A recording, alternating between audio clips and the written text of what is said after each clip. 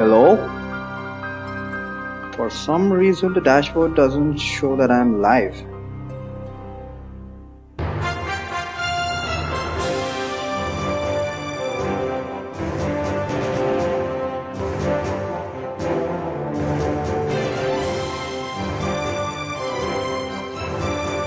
The hell is wrong?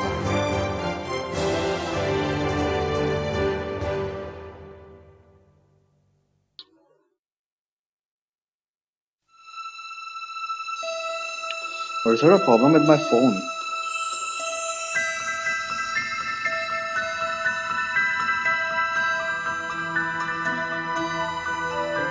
Finally. Finally. So if I was live for a minute and I didn't do anything, I'm sorry about that. But hello guys, and welcome to Let's Play Final Fantasy Tactics. War of the Lions. That's very important.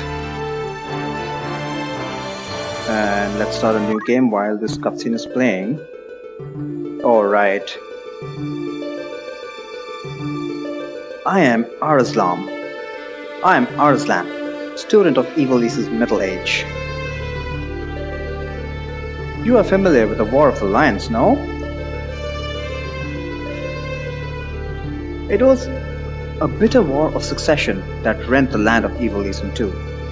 Here we first find mention of Delita Hyrule, a hitherto unknown young man, the hero, who would draw the curtain on this dark act of our history.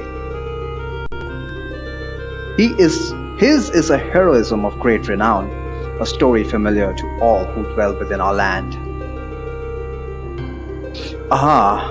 But what the eye sees is oftentimes a mere fragment of the truth. There was another young man with tight butt pants, the youngest of House Bill, long famed for producing leaders of knights and men. There is no official record of the role he played on history's stage. However, according to the Durai papers, the existence of which became known to the public only this last year, they had long lain concealed in church exclusives. Brian! What a surprise! It's going good, man. It's good. How about you? Long time no see. Long time no hear, rather. This forgotten young man is in fact the true hero. The church maintained he was a heretic, an inciter of unrest and disturber of the peace. Which accounts to be believed? Join me in my search to uncover the answer. Yeah. Durai papers, Arislam Durai, not going to be biased at all. Going well watching some Netflix. Oh, you're home right now? Aren't you supposed to be at work at this time? I believe you told me that normally this is the time. Sorry, not work, rather. Oh, you are at work and watching Netflix. Good one.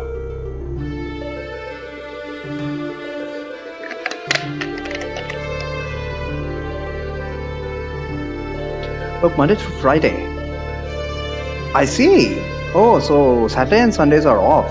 Nice. What do you generally do on the weekends?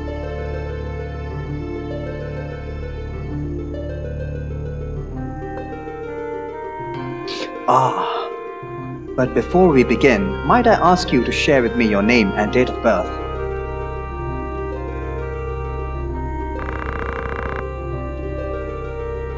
BS.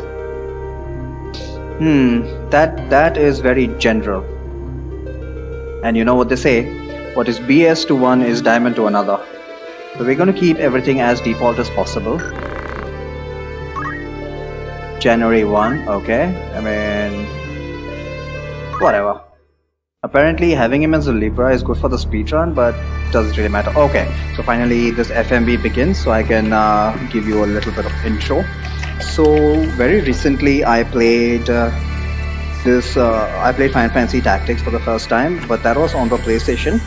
There's not a huge difference between the PlayStation and the and this PSP versions.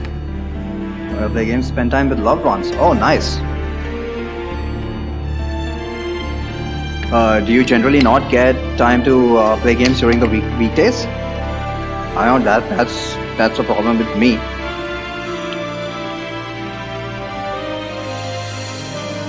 So I got my ass kicked on my first playthrough, but there was enough intrigue in this game to pique my curiosity, because you know how much I love these challenges, thought-based challenges at least. So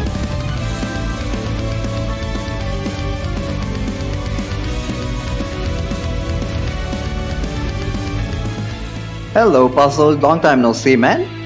Do you have a day off today? Why are you playing this again? That's what I was getting to. If you would have given me a chance. Um, so why am like Puzzled asked, why am I playing this again? Well, so after I completed my first playthrough, I tried playing through it again like 5 or 6 times, and I found that I find this game very difficult. I don't do much as weekdays. I do other things. That's cool, and it's nice to hear you have a social life. So many people I meet on Twitch are just like, no man, I just don't have friends and stuff like that. That's kind of sad. I am a big believer that we need this kind of balance. Some people spend all of their day at work. Some people spend all of their day online. I firmly believe that we need a healthy balance. What are friends? Exhibit A here for you. So I find this game incredibly difficult, and I tried various. I tried to come up with ways to play, make this game easier without grinding, because that's like a de facto condition for me. And I found that I just couldn't do it.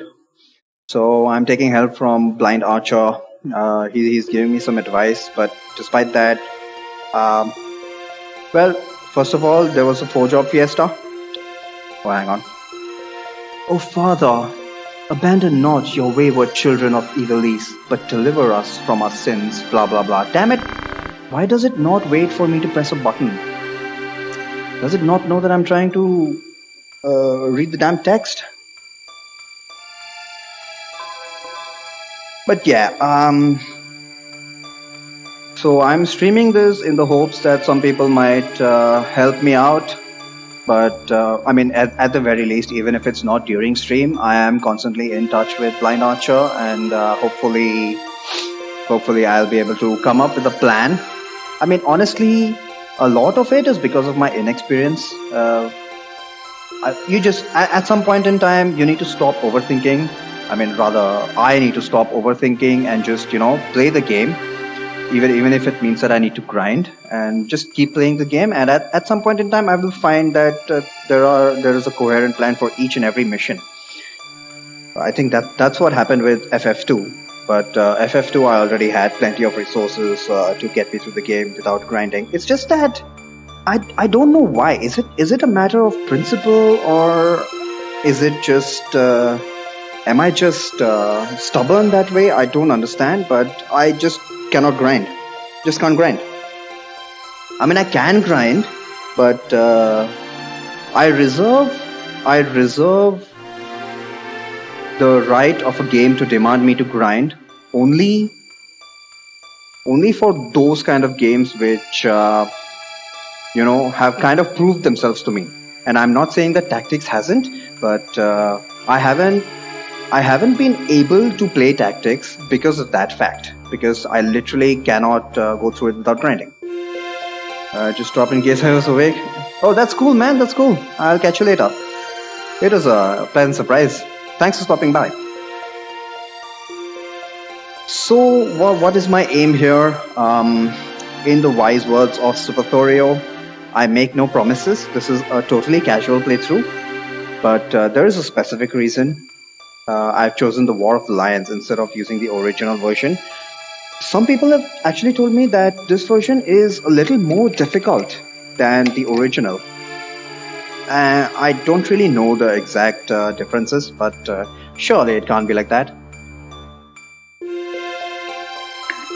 And if they made it more difficult, then obviously they must have a reason for that. The people who designed this game, I have an enormous amount of respect the way it's designed. So there must have been a reason, and but most importantly, it's the writing. The dialogues in this game, especially Gafgarian's dialogues, are just amazing. So all of the speech and the general writing in this game is very Shakespearean in nature, and you can see that in some cases they really overdid it, but that just adds to the charm. I saw Brian's playthrough of Final Fantasy Tactics, this version, and the thing I liked about it most was the dialogues. I was just while every time I was watching and somebody said something or the other, I was just like, hey, I absolutely have to play this version. Non-negotiable. So the focus of this playthrough is going to be on the story, and on top of that, I'm going to try for 100% completion. So, but that is conditions apply. What is 100%? So we know that there are a lot of side quests. I literally never paid attention to any of the side quests during my first playthrough, even though I liberally looked up other playthroughs and walkthroughs and stuff like that. So what we're going to do is definitely side quest, and what that means is we need to pay attention to rumors. So I'm not going to refer to external resources, even though I have no qualms against it. I'm going to do whatever side quests are available when I get an information about it from the story. So which means I am going to pay attention to all the rumors, which is helped by the fact that the writing is so good. I absolutely don't mind reading through all the rumors. We are going to do all the propositions, but well, we'll get to. I'll explain more about propositions when we get to it. And what else is included in 100%? That's pretty much it. Pretty much all side quests. So this playthrough is going to include a lot of content which I didn't pay attention to on my first playthrough. And in addition to that, I also want to gain some experience about it. I'm doing capture farming in Disgaea. You're still playing Disgaea? That's cool. Let me know how it goes. And I'm actually planning a first playthrough for Disgaea. So I guess when I do plan to take it up will depend a lot on what is it that you think about it.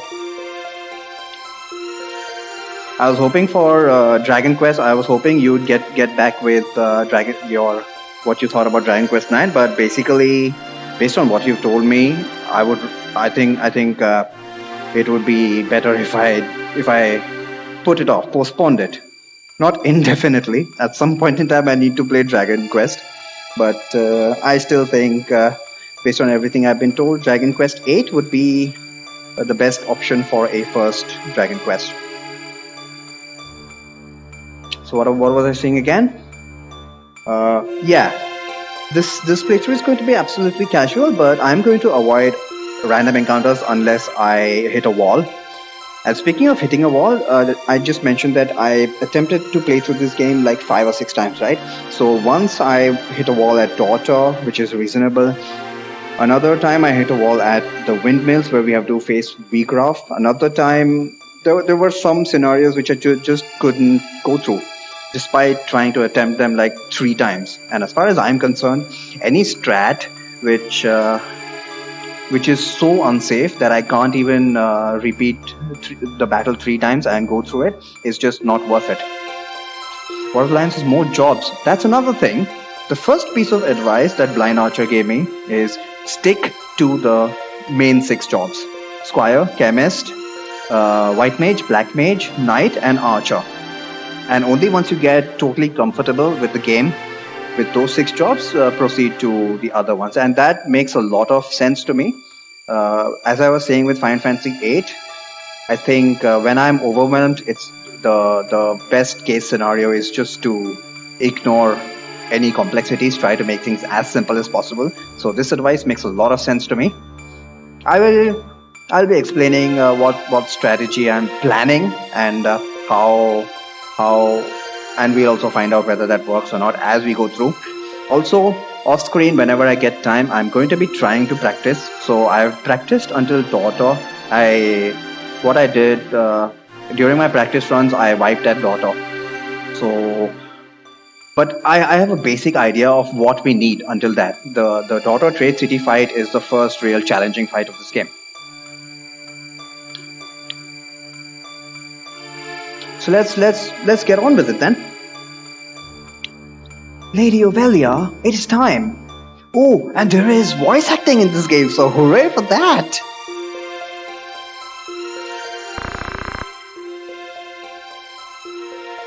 I'll not be much longer, Acreus. Your escort has already arrived, Majesty. Please heed the good lady's words, Highness. You must hurry. Oh, here it is. Still in here, are you? It's been the better part of an hour. Gafgarian, you forget yourself, sir. You are in the presence of the princess. I love this dialogue. Mayhap bowed heads would listen. I just can't stop laughing at this. Oh my god, this guy is just so... I mean, look at that. Look at this writing. Mayhap bowed heads would less offend. How mocking can you get? Oh my god, this is just magnificent. Mayhap bowed heads would less offend. You would do well to waste less time on idle pleasantries. Oh my god. I see even the noble order of the northern sky cannot rid itself of vulgar knaves.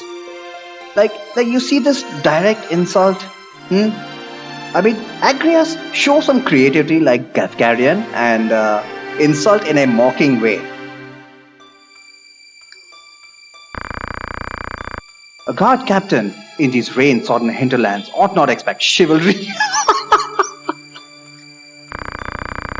We are in the employ of the order, not of it. Our pay does not cover trite courtesies to the likes of you. Take that. Gafgarian's dialogues are the best in the game, bar none.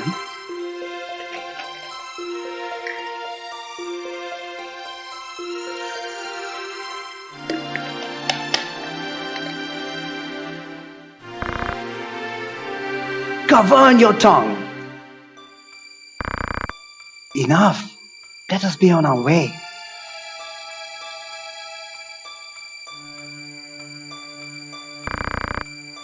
Father, watch over you, child. And you, elder.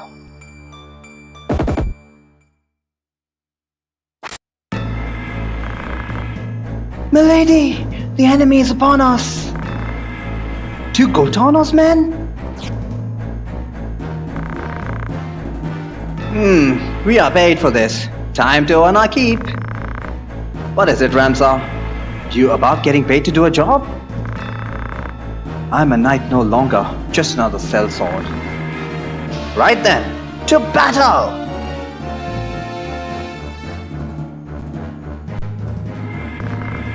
Deliver us, O Lord.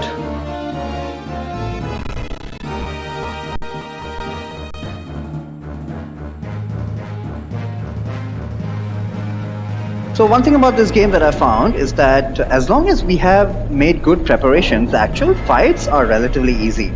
Because it's not like Fire Emblem where we have to, plan out the entire phase. It's just the CTB takes care of who's gonna get whose turn.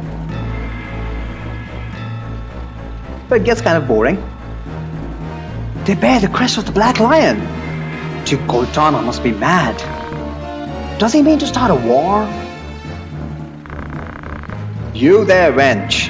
You cannot hope to defeat us. You will surrender the princess. If not, well, I would hate to see anything happen to that pretty face of yours. God damn it. A head-on assault! These swords of Goltana, lackwits one and all. In that case, we should be able to handle this without you, Gafgarian. That's what I'm talking about, Acreus. Way to go, girl. Mayhap you could, but there's no money to be made in that. God, I love this writing so much. Lad, Ramza, with me.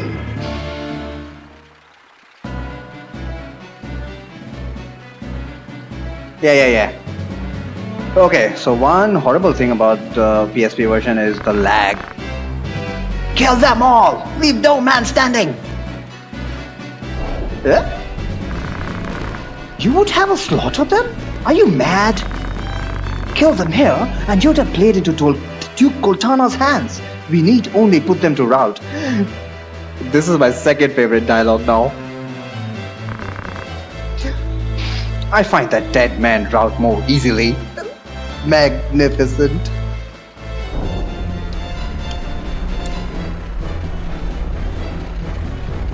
Yeah, there's gonna be a lot of lag.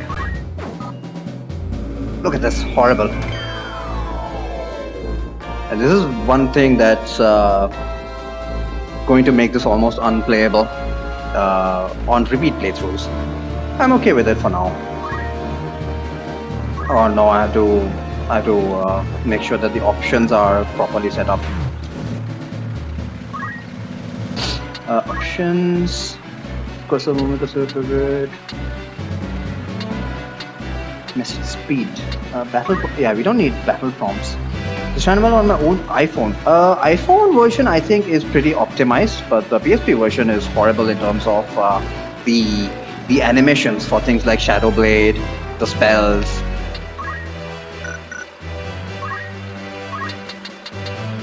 Alright, let's move forward. Let's just move behind Cat. I don't even need to think about this battle. Can we act? Holy shit, Ramza has a lot in this starting battle. But I don't think it really matters. I think nothing in this battle affects anything at all. I don't even think it's a good tutorial fight, because you got all guests who are just doing their own thing.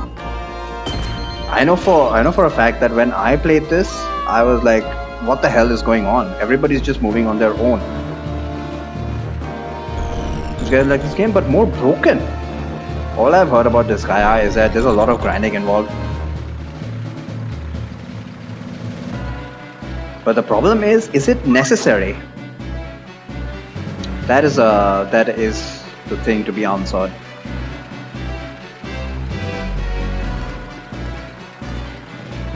So yeah, like I said, I'm gonna try and do this without grinding whatsoever. The main thing I am looking for is knowledge, better knowledge of this game, and one way of better knowledge is just to determine what kind of a setup that you can use for each mission. Use Lahar and Har only. Lahar solo. That's another thing. Eat on.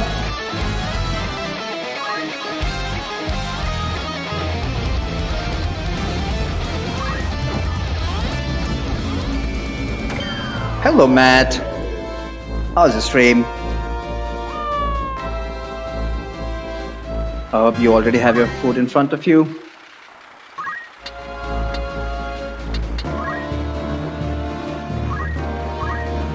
And I saw you posted something in Discord, but I had already started stream. So how was the experimentation with streaming from your phone?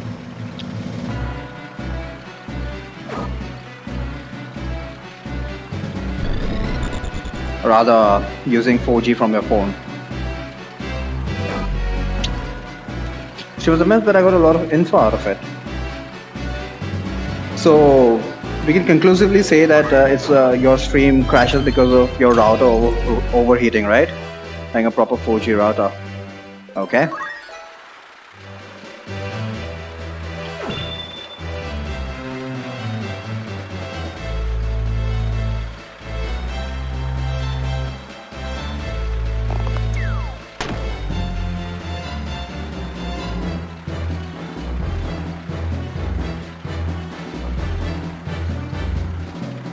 Why does Lad have black magic? That's interesting. So people in this fight also spawn with the random abilities. I thought at least the first fight in the game was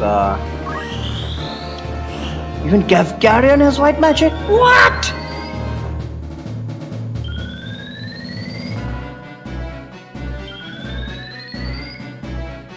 Oh my god, look at this lag. It's like 4 times worse when it's being affected, when it's affecting 4 people.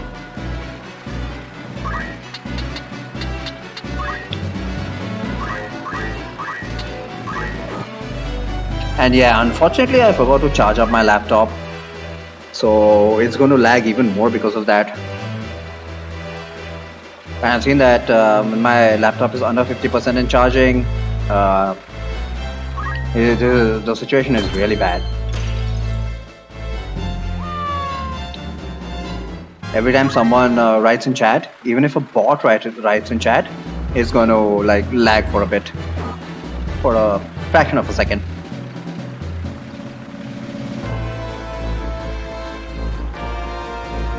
Connection drop and it's back up that point. Yeah, that's possible as well. After all, all it really needs is just a disconnecting of that connection, and then kind of screwed. Your entire stream is screwed because you have to restart it. Isn't that what disconnect prevention was supposed to be? Maybe it's not working. Oh, cutscene. And there's voice acting, so I'm gonna shut up.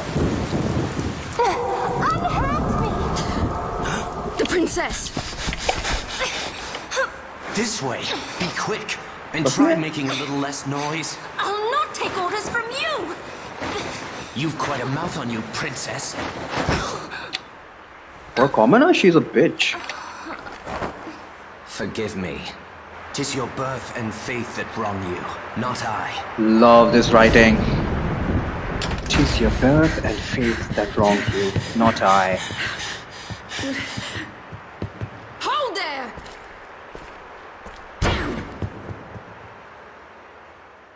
I like the fact that all of these characters look like teenagers. Is it truly him?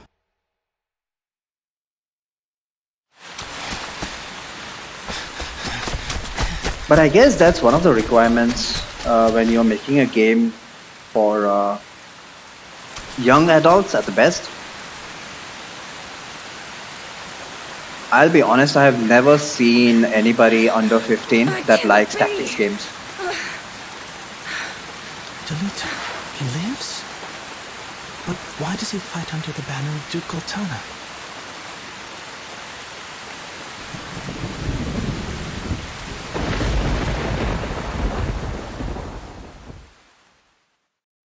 And thus we start chapter 1. Records of the hero Delita first appear 1 year before the outbreak of the War of the Lions. The loss of the 50 Years' War saw knights returning from the front, stripped of livelihood, their fealty to the crown, and nobility abandoned. Many became rogues and traitors, men donning the thief's cloak and plotting treason against the crown. It was a time of great unrest for Iblis. Murder and theft were commonplace. Many were the young adventurer and mage who stepped forward to counter this threat. Of such, the city of Garaland too saw its share. So we've already we have already been introduced to a little bit of the backstory, but there are still plenty of holes to fill. Like, what is this 50 Years' War? So currently we are starting at the end of the 50 Years' War, whatever the hell that is. Like Final Fantasy Night. I'm not talking about Final Fantasy. That's an RPG. I'm talking about tactics. Another vein was struck last night on its way to Egros. Which platform? This is the PSP. Is this available on multiple platforms? Don't tell me Tactics is available for PC. The Corps Brigade again? I wonder where all this leads, Delita. Delita, what do you make of this? I'm not sure. I have my guesses, but... I'm listening. I think Duke Log is coming to Garaland.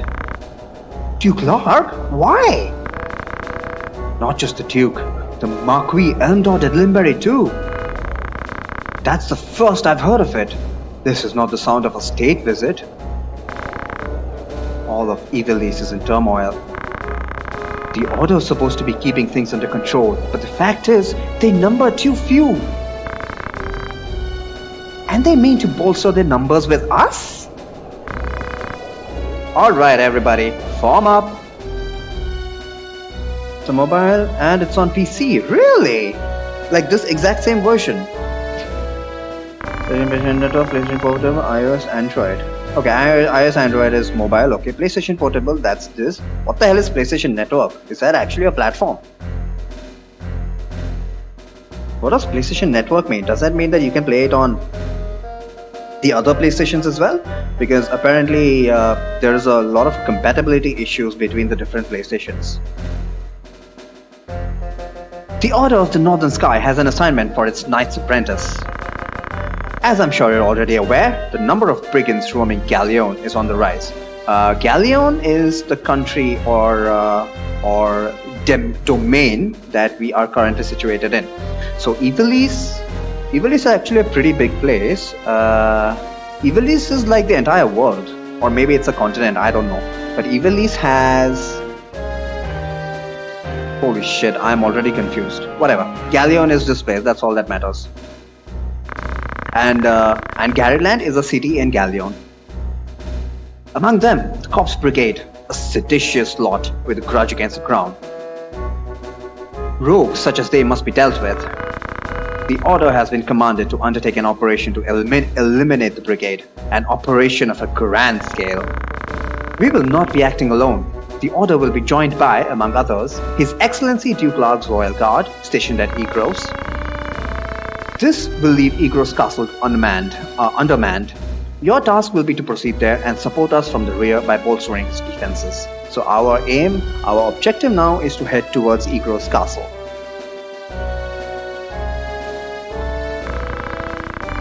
The time to take up arms is upon us, young apprentices. I've just received word that a band of thieves routed by our knights flees here to Garyland seeking refuge. We will move to stop them and finish the task of our brothers. You young apprentices will accompany us. This is but a squall before the storm of battle. Prepare yourselves at once. Dismissed.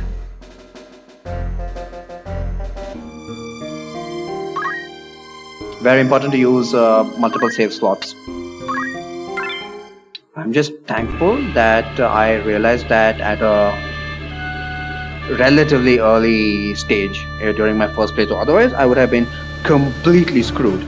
Alright, so this is going to be our first opportunity to make decisions. So you got Ramza here.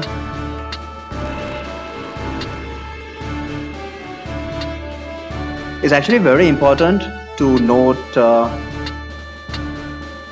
unfortunately, this battle preparation menu does not give us an overview of the entire battlefield, which sucks. So you kind of need to memorize where this formation will be in the actual field. I think this is on the top left-hand corner. So placing everybody here on this side will be towards the left-hand side, and placing him here will be on the right-hand side. And a couple of thieves will be coming from this side. So I think I will place everybody here. So what do we need here? We need a roster of 5 people, including Ramza. Delita is going to be a guest, which is fine. Unfortunately, right now we don't have any control over the characters. Holy shit! What's this guy's name? Eustace. Look at that! Bravery 69, Faith 68. I have never gotten this lucky. Normally, your other characters, the other what do you call them? Apprentices or whatever. Other characters start off with a bravery of between 40 and 60. I've never gotten anyone over 60. So this guy is a guaranteed. This guy is guaranteed part of the party. What we want to select now is we've been given about 7 or 8 extra characters, and out of that we want to select 4. So I'm going to select 2 men and 2 women. The men are going to train in physical jobs, and the women, unfortunately, there are a lot of maps which only restrict us to four characters, including Ramza. So one of the women is going to be kind of a waste, but I don't know.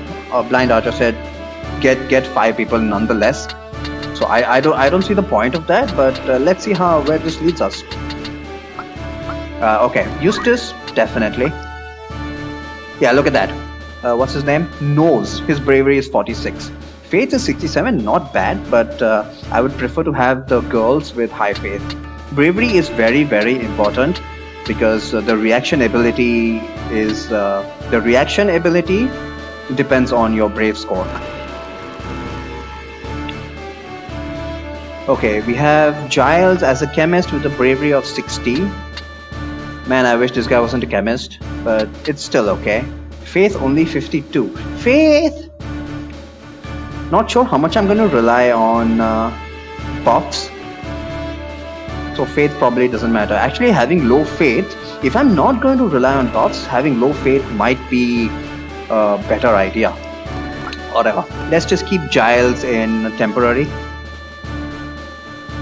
We've got Eustacia. Are you kidding me? We have a brother and sister here. We got Eustace and we got Eustacia. Why not Anastasia? Bravery 55, Faith 57. That is mediocre. Then we've got Lettuce. We got what? Who the hell named you? Oh god, I'm gonna reject her just for that name. Who names him Lettuce? Seriously? Like, would you like lettuce on that sub? We got Selfina. Wow, that's a good name, but her stats are pathetic. Damn it! I only got one good character, and everybody else is mediocre or simply crap. So one of my restrictions is that I'm going to start off with these guys, and I'm not going to buy more soldiers. So whoever I get here is the ones I'm going to stick with.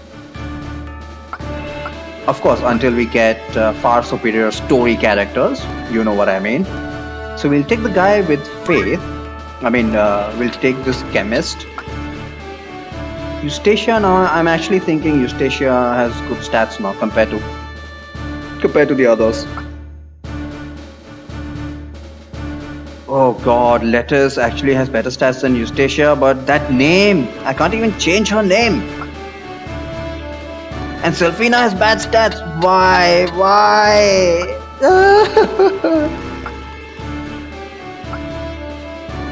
Well, I don't really have an option. I gotta take 2 girls. So Lettuce is going to be the primary woman on the team, and Selfina is going to be the backup. Selfina is going to come on missions which allow 5 characters, but Lettuce is going to be the primary woman. And Ramza, the thing about Ramza is even though he's a man, his stat growths are what do you say? So the thing is, men have physical stat growths, accelerated physical stat growths like strength and what other physical attributes are there? I think it's only strength. Men gain strength faster and women gain magic faster. So that's pretty much the only difference. But Ramza is special in that he gains strength like a man and magic like a woman. So he's got the best of both worlds. So whenever I want 2 mages on the field, I'm just gonna make Ramza. That's the plan anyway. Okay, so you've got here the chemist is going to be on the back row. And it's Selfina, right? Where is Selfina?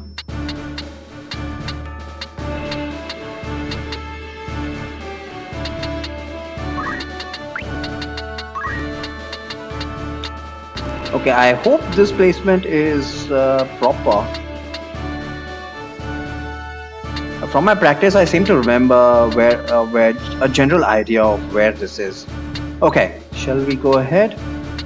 So I've got 2 chemists, which is suboptimal, but it's okay. It's okay. So the way I like to plan this out is, for each fight, what exactly do we need?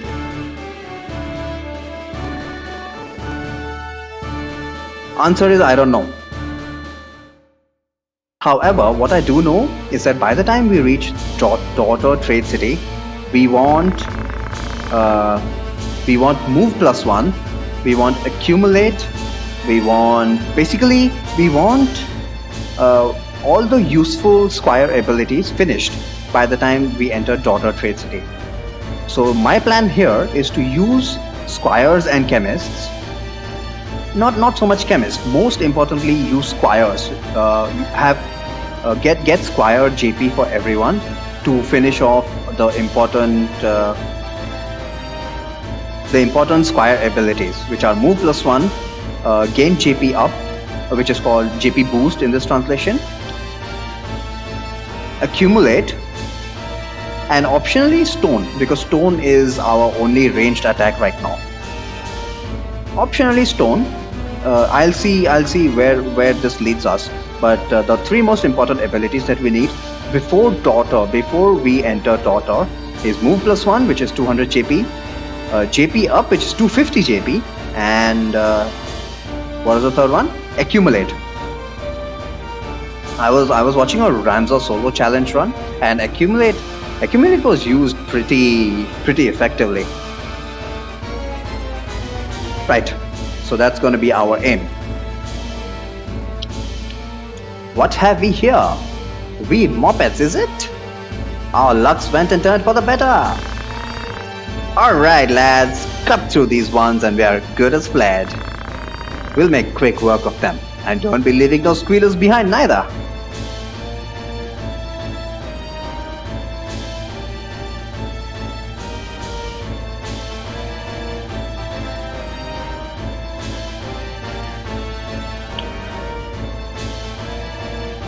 And while I'm getting Squire JP, since we effectively need like 600 or 700 JP, the first priority is going to be gaining JP up. Once we get JP up, then the other things will be much easier.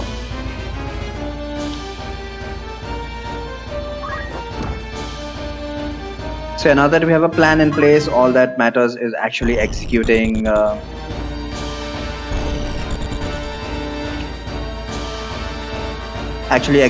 actions in battle, which I have found that it's actually the boring part of this game. Another thing is, unfortunately, I don't have the buttons. I don't know which buttons I can use to change perspective, so we are stuck with this. The only thing I can do is toggle this, toggle the zoom, and toggle this angle.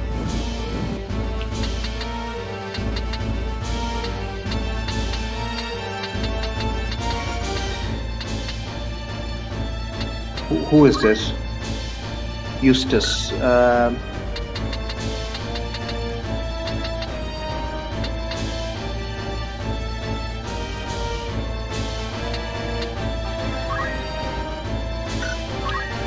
Where can she move? Okay, she can move as far as she wants. So since she's gonna attack someone anyway, might as well go on the offensive first. Can we? Oh, we can. Nice. Fundamentals. What does he have in fundamentals? Rush. Whatever. I'll just use the broadsword.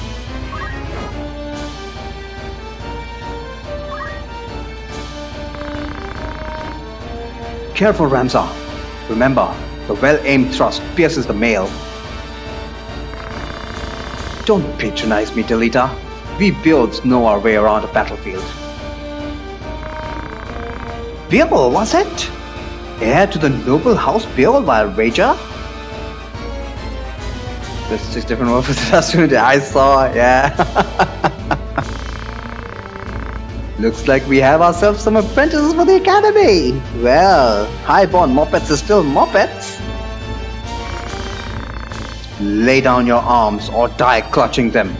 None will mourn your passing. Honestly, I like the PlayStation dialogue better in this specific version.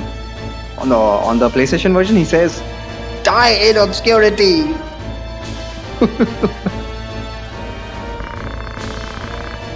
And you mean to make us do that then? You're in far over your little heads.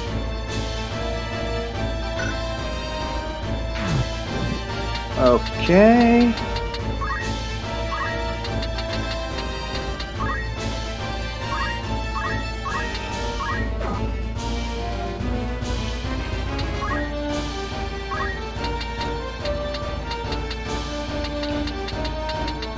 I think Ramza and Delita have this area covered.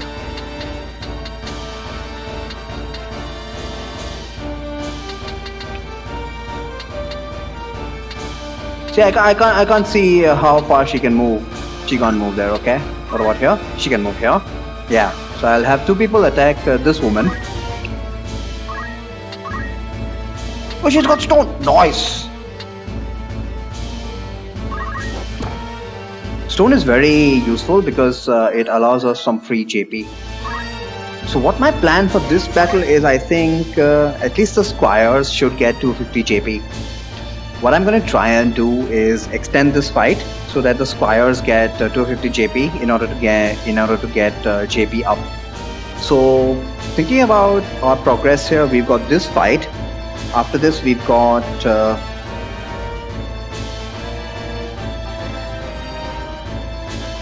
Mandalia Plain, I believe. I believe that's the name of the place. We got Mandalia Plain.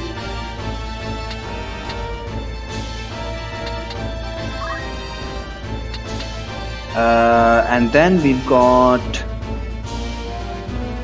Swiggy Woods, and then we've got Daughter. So we only have 2 more fights in order to get all the abilities that we want. Holy shit, that's scary. So yeah, I need to get gain JP up in this fight, absolutely.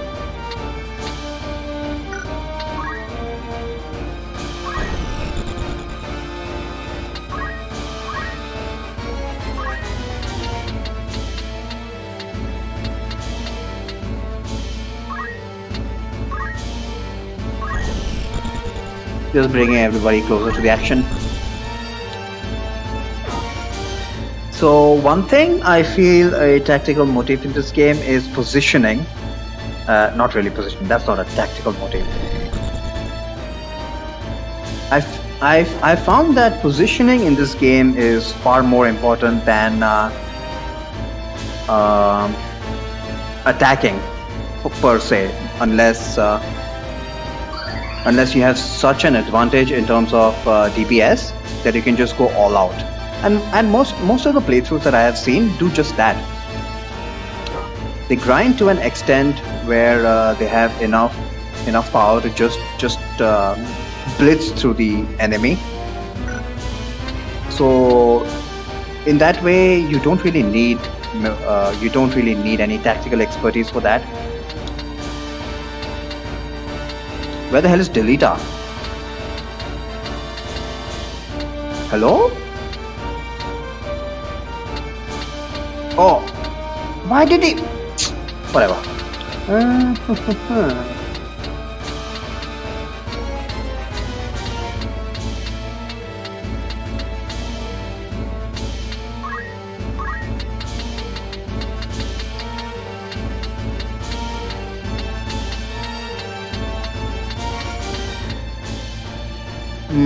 I think I'll just move over here to block those guys.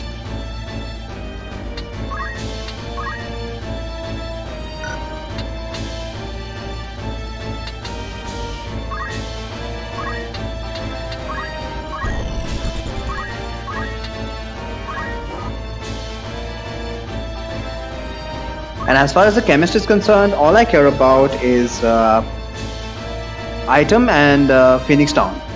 The item and Phoenix Town abilities for everyone. Oh shit! This guy is going to die.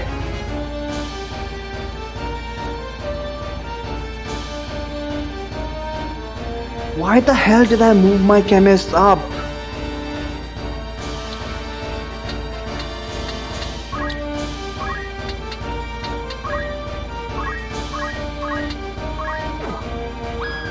Oh, she's dead. Damn it, why did I even move?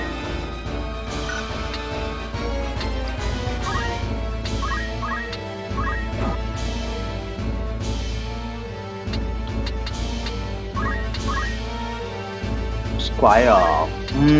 Crap.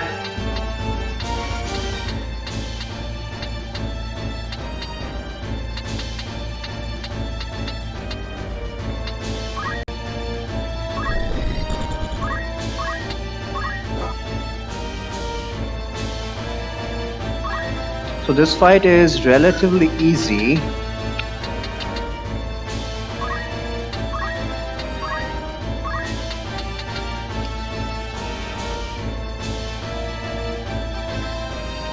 So we're just waiting 3 entire streams on every battle. Let's just hope that it's not going to come down to that. I would like to believe that I have vastly more capability in this game this time round. So this is going to be tactics, aka let's watch a beautifully let's watch a beautifully written story. Because I'm going for story mode here, because grinding is not off the table. Grinding is certainly something that I don't wish to do, but when it comes down to it, I am going to grind. Because the entire point was to try and see how to make this game easy. A lot of people have told me that this game is really easy, but I think they just assume that grinding is okay. For me, grinding is taboo. It's that bad. And without grinding, I'm sorry. I find this game really difficult. And because of the battle mechanics of this game, I want to play this again and again, but I absolutely want to figure out. I absolutely want to figure this game out. I'm willing to put a lot of effort in this game. I wasn't planning to stream my subsequent playthroughs, but the problem is I just haven't managed to do it on my own.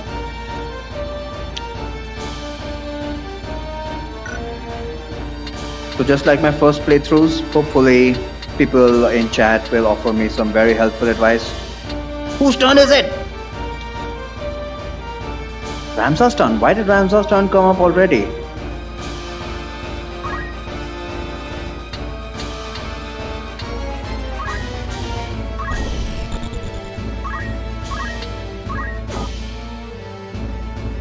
Let's kill this guy.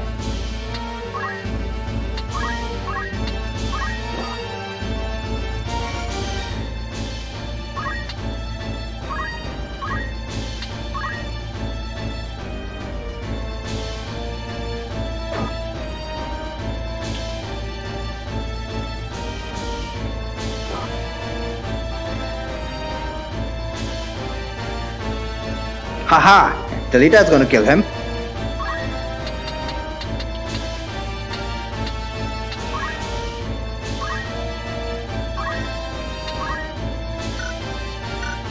Also, another thing that I'm not gonna do is hit my own allies for JP. That's totally off the table. I'm sorry, that is just against my principles. Although there is a perfectly valid tactic in Final Fantasy Tactics. Please select the movement range. Can you not move there? Okay. What about behind him? Can you move behind him? Oh yeah, he's dead.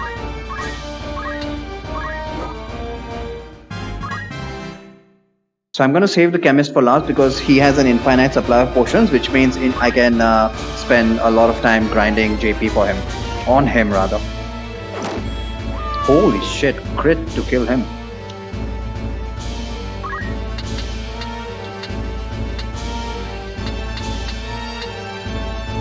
Ramza needs a potion, might as well. Can you throw it from there? So whenever possible, I'm going to avoid movement or...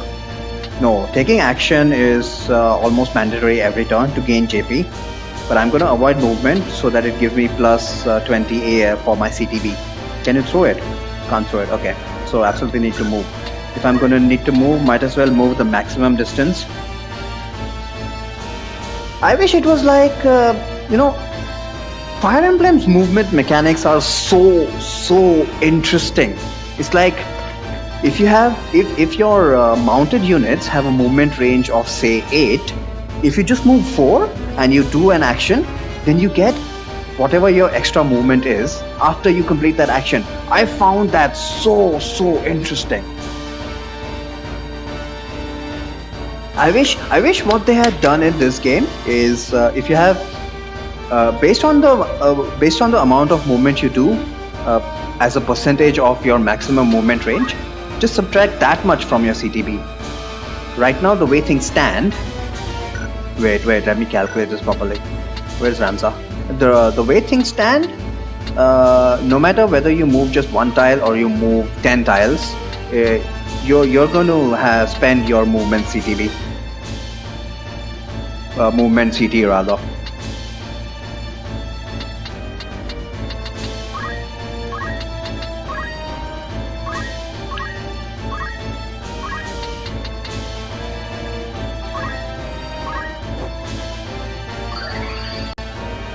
Also, line of sight is a thing.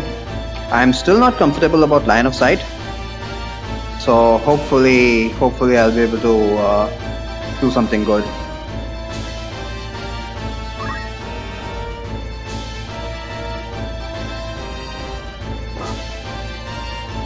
Oh shit, she's low on HP as well.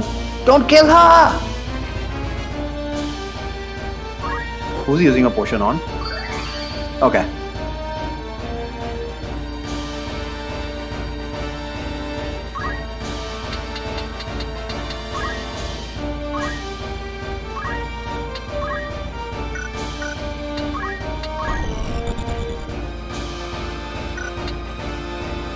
Damn it! Who can we kill this turn? Can we kill this guy this turn? Don't think so. What about Delita? Can Delita make it that far? I don't think so. Shit, I just hope that girl doesn't die. How do we look at the turn? Okay, there we go. Turn list. Who's this guy? Oh, he's gonna get his turn. Oh shit, he's gonna kill her. Okay. Before that, let me heal. What's her name? Eustace. I can't. I can.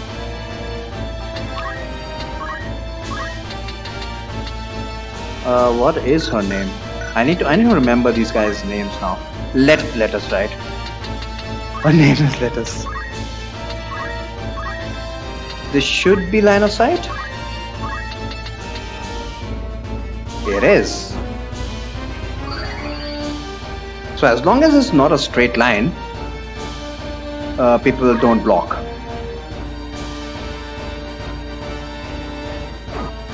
That's fine. This guy's just got himself into Delita's range now. Idiot. So 20 HP, can Delita finish him off? I don't think so. So we'll have let us do a damage. Bit of damage. And Delita can finish him off.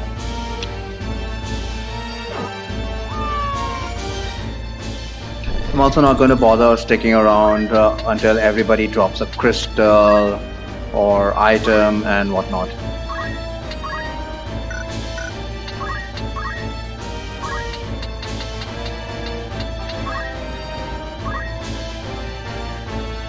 Anybody needs a potion? Come on.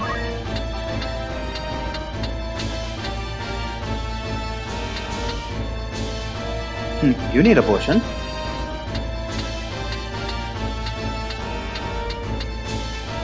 By the same token of not hitting my own allies, I'm not going to use potions on the enemy.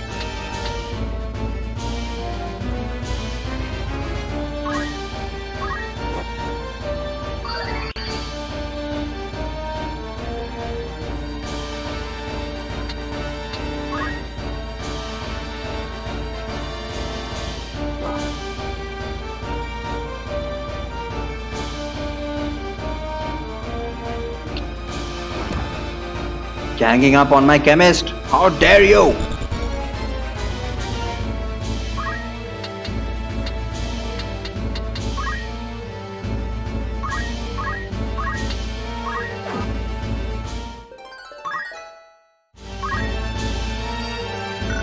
I haven't checked everybody's JP, but it doesn't really matter. Only really matters at the end of the thing.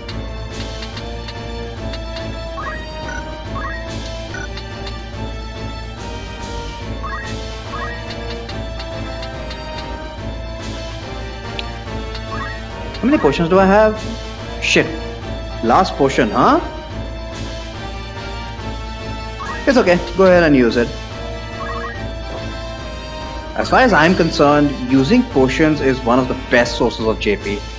And my principles allow me to abuse using potions even to heal just 1 HP. Totally okay with it.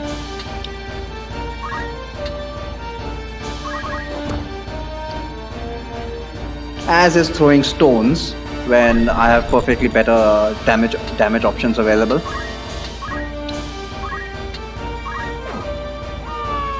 Alright, just the chemist left now.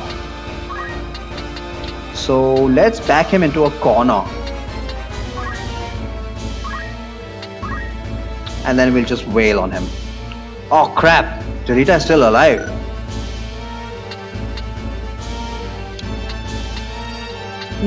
Should be fine, as long as we don't give him room to go and hit the chemist. We want to keep the chemist alive now. So now that only the chemist is remaining, let's check out how much JP we need for all the spires. Right now, all we care about is JP up. Where's JP up? 250 and Ramza has 214. So Ramza has a ways to go. What about Eustace? Eustace is the superhero squire. Man, Brave of 69. That is amazing. But I got screwed. I got screwed on the other characters. So he's only got 100 GP right now, and I need 250. So Eustace needs a lot of work. Here is my grand strategy. What I'm gonna do is, whose turn is it?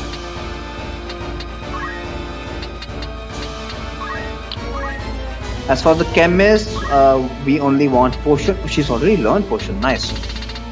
And we want Phoenix Town. So I only want 90 JP on this chemist. She's got 54. So what I'm going to do is, in order to minimize the damage that I'm doing to the enemy, I'm going to unequip my weapons, which is only possible with the re-equip command.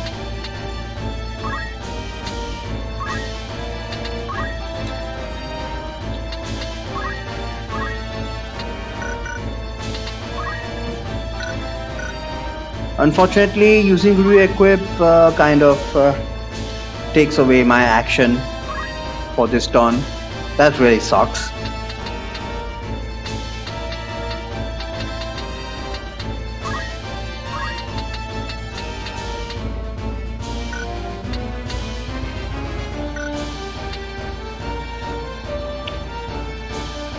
What about you?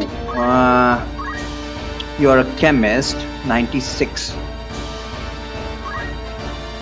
You already learned potion and oh, you got 96 JP, right? So you are good to go with Phoenix Down. So this guy doesn't need any extra EXP. JP rather. So you can just remain here. Waste your turn. What's your name again? Giles.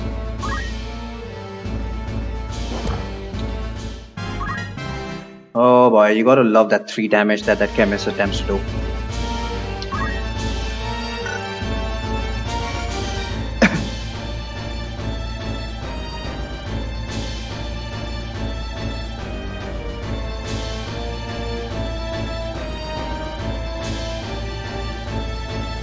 Oh, I had to sneeze there. Hang on.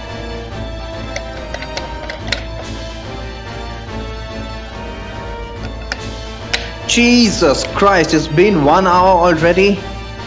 Oh man, this is the great thing as well as the scary thing about tactics. You remember that one stream where I went on for 6 hours? Dude, the only time I do stream for 6 hours is when I'm speedrunning FF2. Oh boy, I did that stream. I remember I didn't even realize that it was 6 fucking hours. I was like, oh my god, it's 5 o'clock in the morning. I have to get to sleep. Oh, but I don't. But I wanted to play more. That's how immersive Final Fantasy Tactics is, and that's how difficult it is as well. Holy shit! Oh, whose turn is it? Whose turn is it? Ramza has 215, right? 214. Yeah, he also needs EXP, so let's re-equip him. You don't have re-equip? Oh crap! Ramza doesn't have re-equip. How much damage does he do? Chemist has 34 HP, right? So Ramza's not gonna kill him.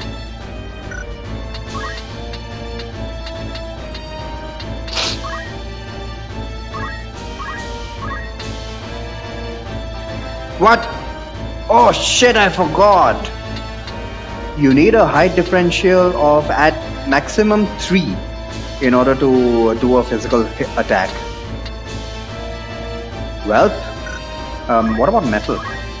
You only have chant. Chant is equivalent to wish in the PlayStation version. At least I think so. Letters. What about letters? She's a squire. She's the one who's got stone. So I can abuse the crap out of stone to get more and more JP. But she's only got 100. So she has a long way to go in order to get 250 JP. But because she's got stone, I can attack from a distance. So that is very advantageous.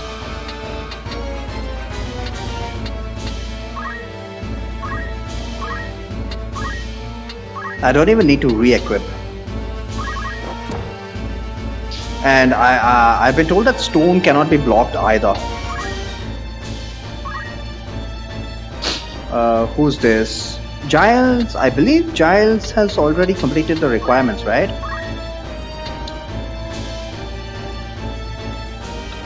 Actually, there are 2 requirements. Not only do we need 90 JP for Phoenix Town, we also need 200 total JP in order to get Chemist level 2.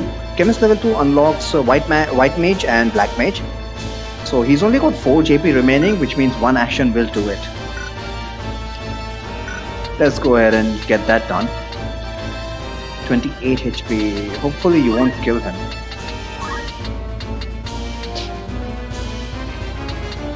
Oh great, you can't even reach him. Giles! That is so disappointing. Delita, stay away! Stay away!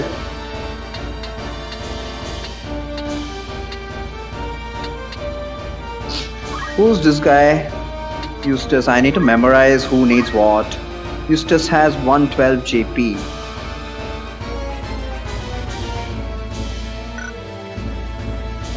So you need to re-equip as well. So this is a form of legitimate grinding as far as I'm concerned.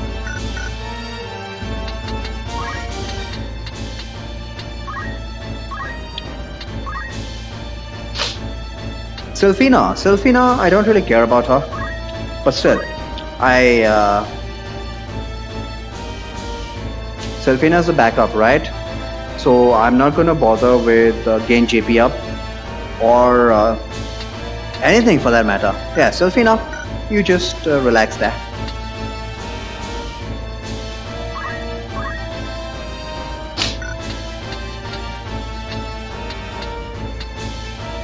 .28 HP. Hopefully Ramza will not kill him.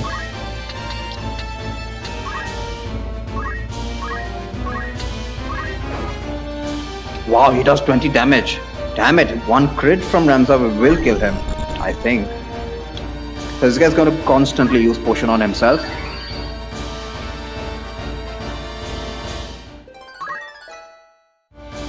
Oh look, even he's grinding.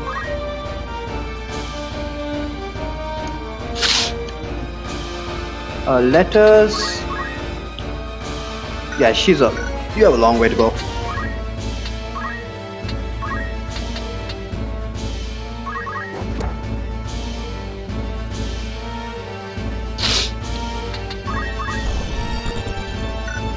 Sylphina. Selfina, I don't care about. Giles, did we want something to do with Giles? You can't use a potion.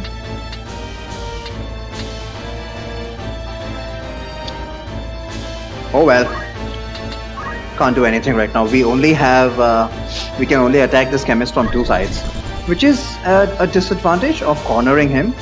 But regardless, it doesn't really matter.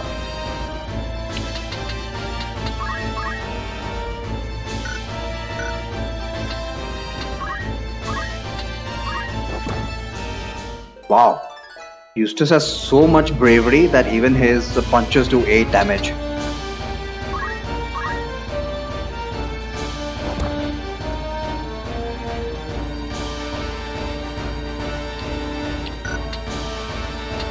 Ramsa, please don't crit. Actually, Ramsa can do something even better. He can use Chant, which is free JP. Oh, speaking of Ramsa. Oh, his squire job is unique, so we need even more JP.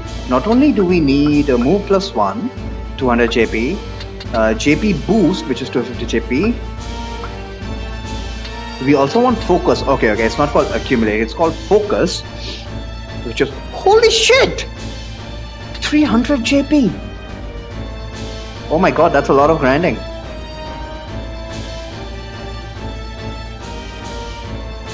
You know what? I don't really know if I can get focus in 2 or 3 fights. But we'll see what happens. Focus is optional. We want, we want Tailwind for Ramsa. That is mandatory. Tailwind is absolutely mandatory. So Ramsa has a long way to go as a squire.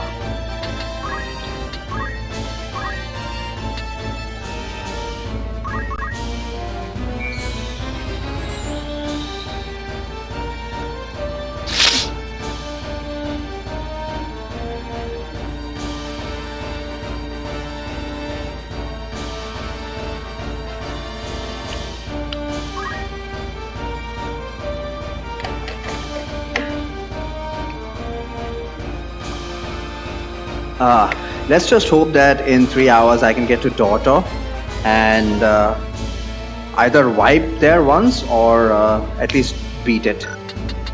At least Daughter. It's only like 4. It's only 4 maps. Selfina, just wait there. Actually, I can get Selfina on a trip around this map to collect whatever she can. That'll be very useful for her.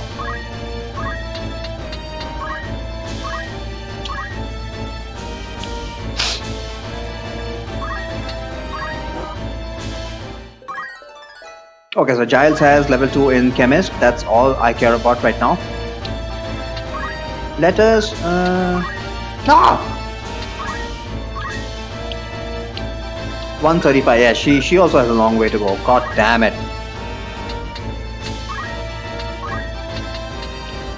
So, yeah, the only objective for this map is gain JP, rather JP boost.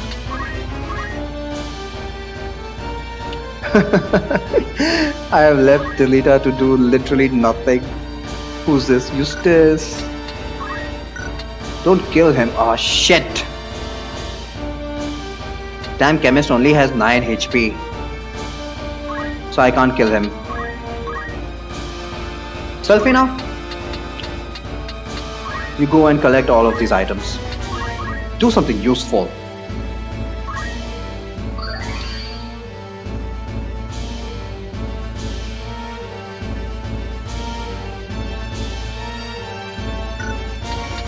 Who can we use Tailwind on?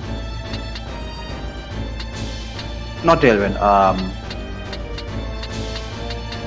Chant, that's what it's called. Every now and then I'm going to call it from the PlayStation version. So that's just going to be an honest mistake. It's going to take me a while to get used to this translation. I mean, what the hell is Tailwind? What the hell is Tailwind?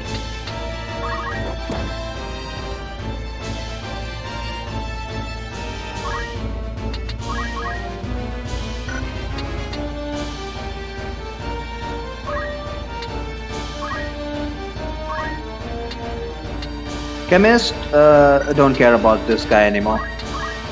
You can move out of the way.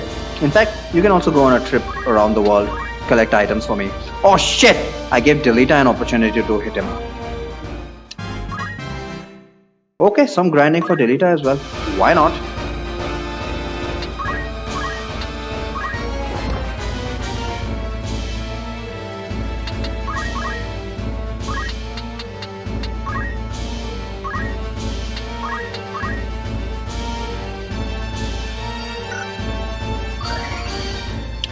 I have to wait for that asshole to move out of the way.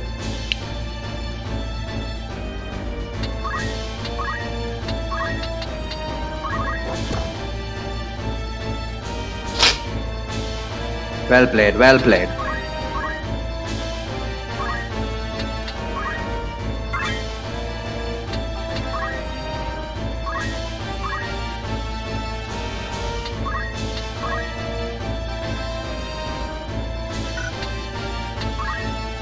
Eustace, what's your status?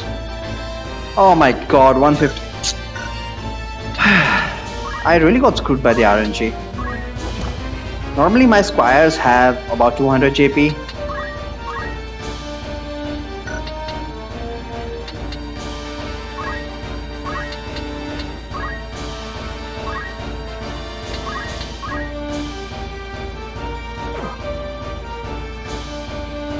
Move! Thank you. I don't know what it is with the AI, but they always prefer to act and move. Got a dagger. How nice.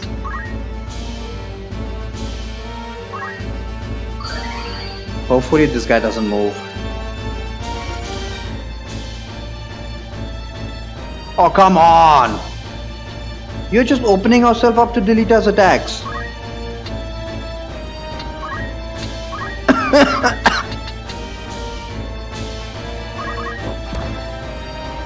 Oh wait, Stone said 95%. So Stone can miss.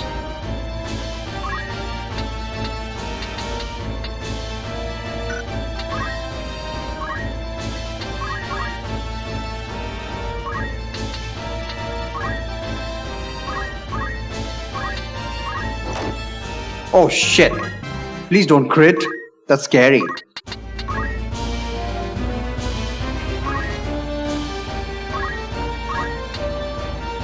HP and he has 23 HP. Do we take a risk? Well, the moron only has 37 max HP, so I don't have. Great! And you did 24 damage! Oh, there goes my JP boost.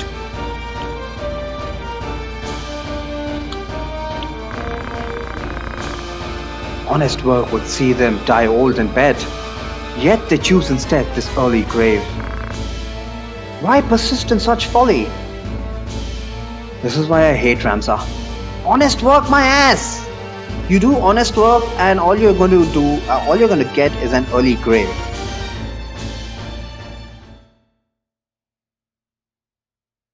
You gotta work smart, bro.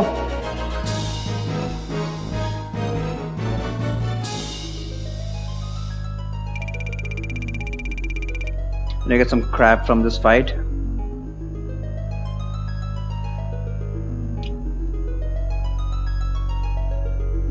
It's okay, so I've got 2 more battles in order to get whatever I want. But first, save.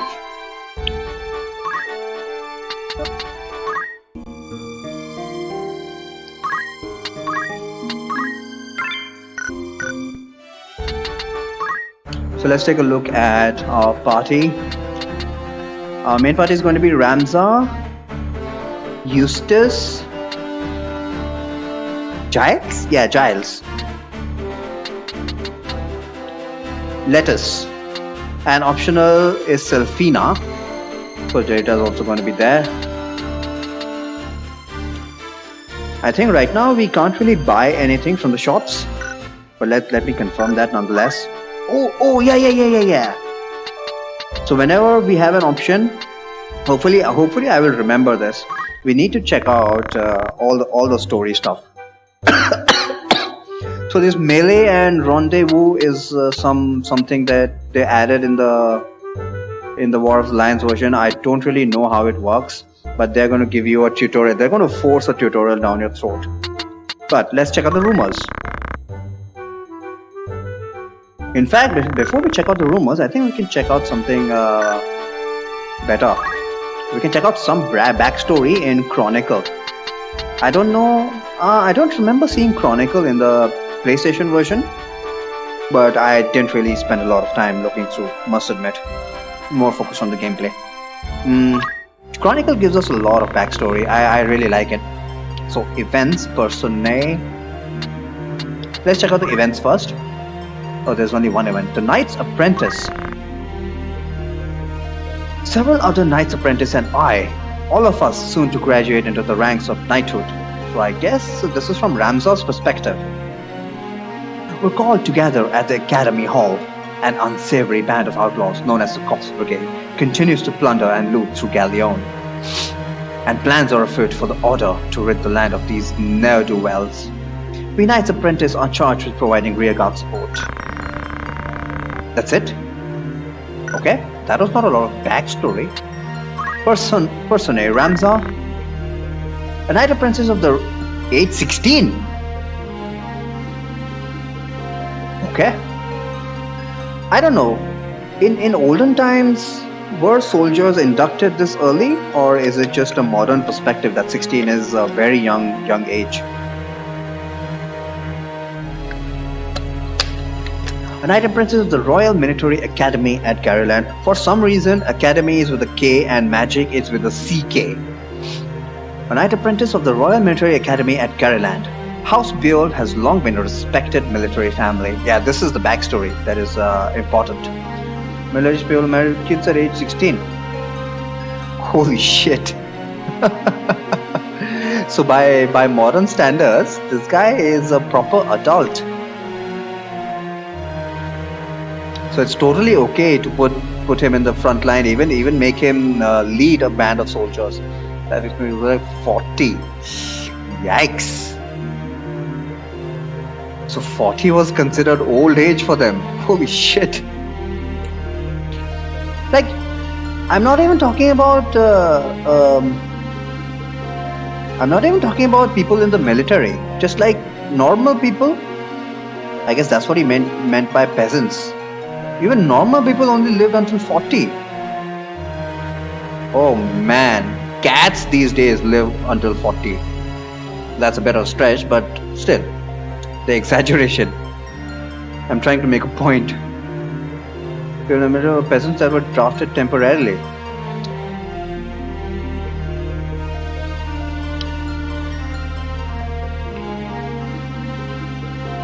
But if they were not involved in a war, was it still just natural life was 40 years?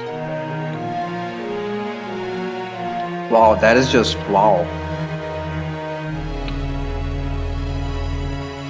I guess people died of old age very rarely due to lack of due to lack of hygiene or medication or whatever it was back in the day. Maybe they just died because of an illness most of the time or something like that. House Beard, blah blah blah, and for generations has produced commanders of the Order of the Northern Sky. Born to a different mother than his two elder brothers, Ramza, the Great House's youngest son, harbors feelings of inferiority to his true-born siblings. So that's some backstory about Ramza. Very cool. Alexander at birth was aged 25 years during the Roman Empire. But it is by the military in the early 1900s. Even in the early 1900s, it was only 55. Life expectancy in general. Jeez. Wow, I must confess to being shocked. I knew that in general, life expectancy has increased greatly in the modern age. But wow. I mean, 55 years would be considered middle age right now. Delita Hyral.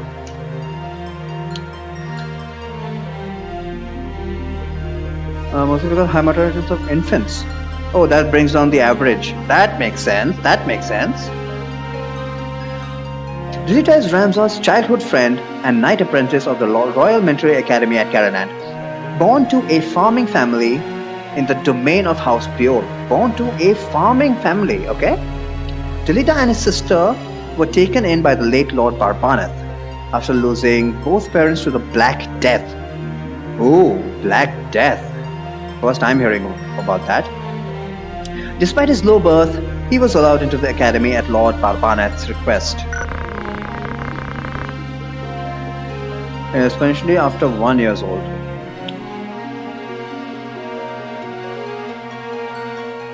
Average lifespan of males born in land-holding families. Land-holding families means nobility, right? Biggest danger of surviving childhood.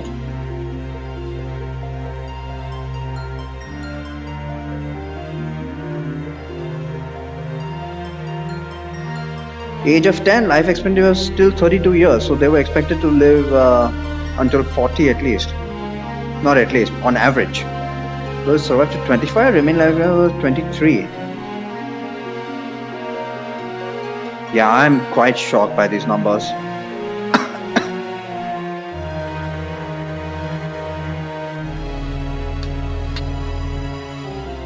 So there's a bunch of people that we have not heard of at all. But we would do well to do our homework first. Lord Zalbag, age 28. So look at the age difference between Ramza and Zalbag. Like, dude, Balbaneth must have been an old man when he had a child with Ramza's mother, whoever that is. And why aren't we told about Ramza's mother? We aren't even told right now that she's a commoner, right? No, we are. It says in Ramza's document, right, that he is low birth, born to a different mother than his two elder brothers. No, it does not say. It does not say that Ramza's mother was a commoner. Was she? Yeah, it says. The Great House's youngest son harbors feelings of inferiority to his true-born siblings. So his mother was of common birth. Oh, dropping frames. Zalbag, Lord Commander of the Order of the Northern Sky and holder of the title Knight Devout. Zalbag is the second oldest of the Beol brothers. His countless victories in the 50 Years' War led the late King Denamda IV to declare, "The savior of Evilise is in Galleon and his name is Beol." Zalbag is also a devout member of the Church of Glabados. That Zalbag, he leads the Order of the Northern Sky, Lord Daisadog, age 37. What? Look at the age difference between Zalbag and Daisadog. What? Maybe a bunch of children died in childbirth, just like we have been discussing here. So that could have been possible. Not childbirth, infancy. Or childbirth, yeah, that also happens, doesn't it? Daisadog is the eldest Beol brother, and hang on, I just need to use the bathroom. I'll be right back.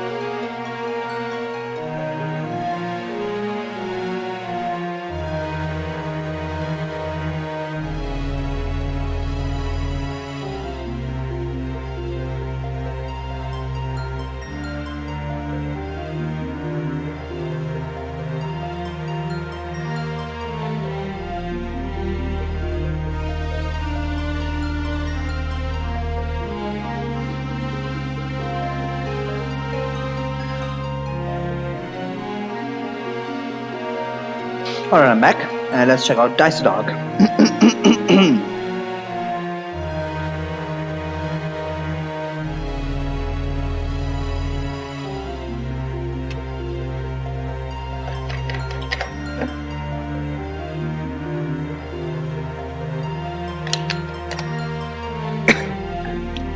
Daza is the eldest pure brother and a military tactician in the service of Duke Larg.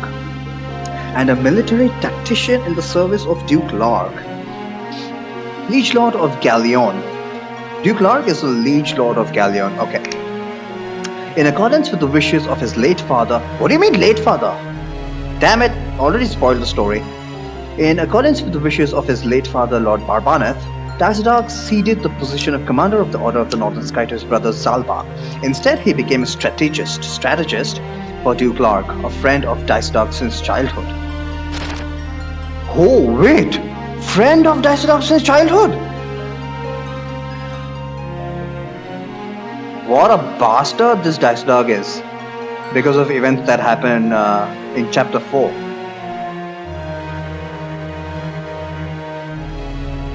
Dazadog is Duke Larg's most trusted retainer. In addition to being a master tactician, it is also said that he is an expert swordsman well versed in the ways of magic. Oh yeah, that'll come in play. That's Dazadog. What about Duke Larg? Duke Larg is also age 37, which makes sense that him and Dazadog are childhood friends. Liege Lord of Galleon and true-born brother to Queen Louveria, wife of King Ondoria III. So hang on. King Ondoria III, I believe, was the king before King Denamda IV, who is the current king. I just need to get the story straight. House Larg is a branch of the Atkasha royal family and can trace its roots to King Denamda II, the monarch responsible for the 50 Years' War. Still don't know what the 50 Years' War was. We'll find out. Duke Larg served as a general in that conflict. And today possesses command authority over the Order of the Northern Sky.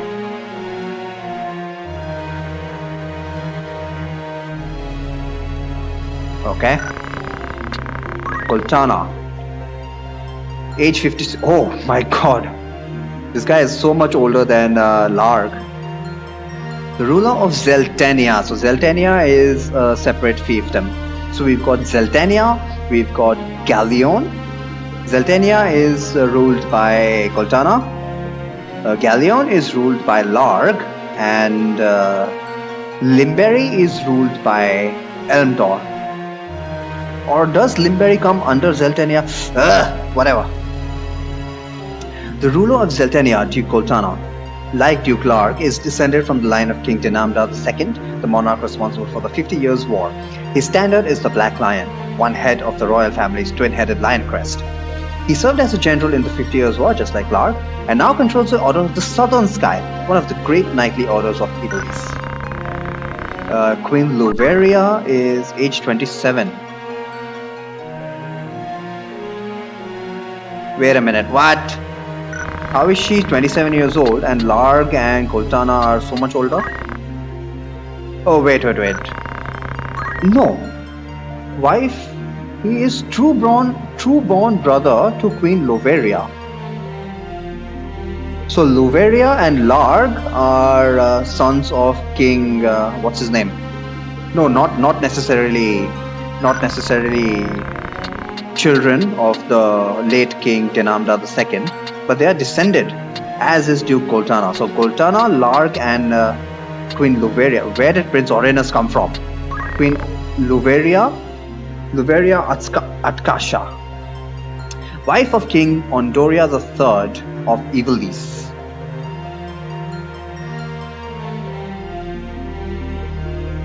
What the fuck? If she is descended from King Denamda II,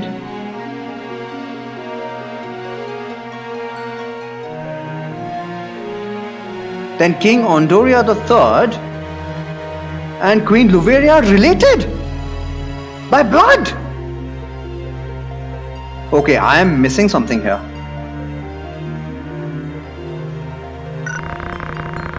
Hang on. Lark. Okay, Lark is the brother of Queen Luveria, wife of King Ondorian. House Lark is a branch of the Akasha. House Lark is a branch of the Akasha royal family and can trace its roots to King Denamda II. Okay, Akasha royal family. King Denamda II, and the current the previous king was King Ondoria III, and I assume that the throne passes to the immediate son, right?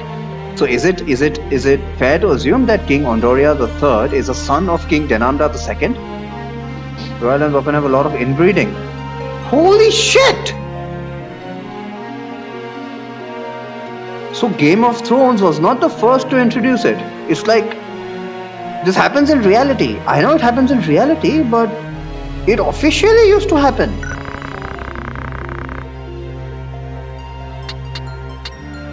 Wow. Just wow.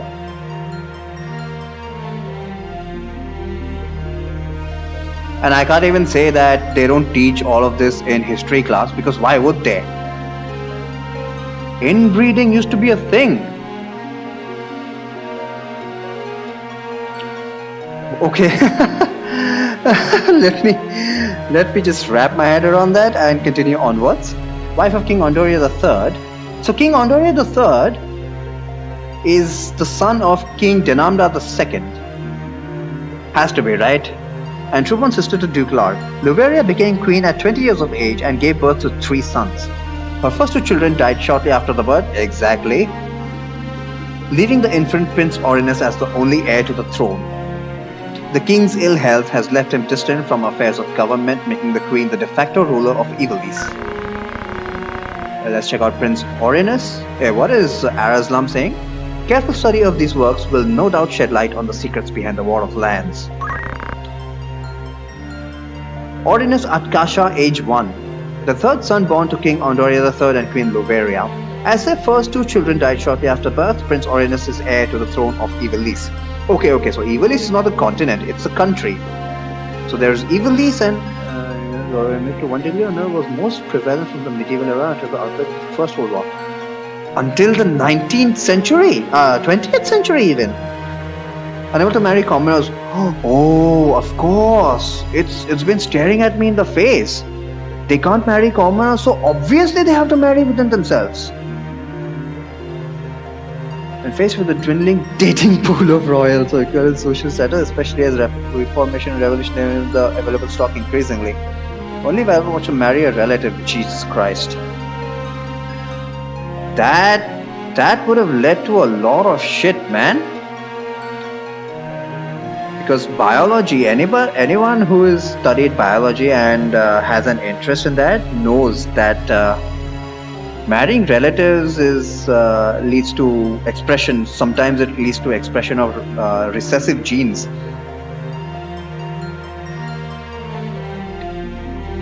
Which in a lot of cases is really bad. I mean, recessive genes are recessive for a reason. Jeez.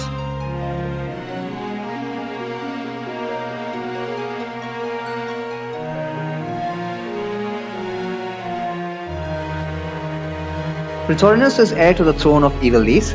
Few among the citizenry retain faith in their current king, naturally.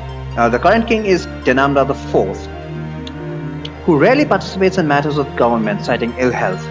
Most realize that the regent who governs in his place has the true power. Ondoria III, who was the previous king. Ondoria Atkasha, age 35, 16th monarch in the Atkasha line. Ondoria III was crowned king after Denamda IV. What? Okay, so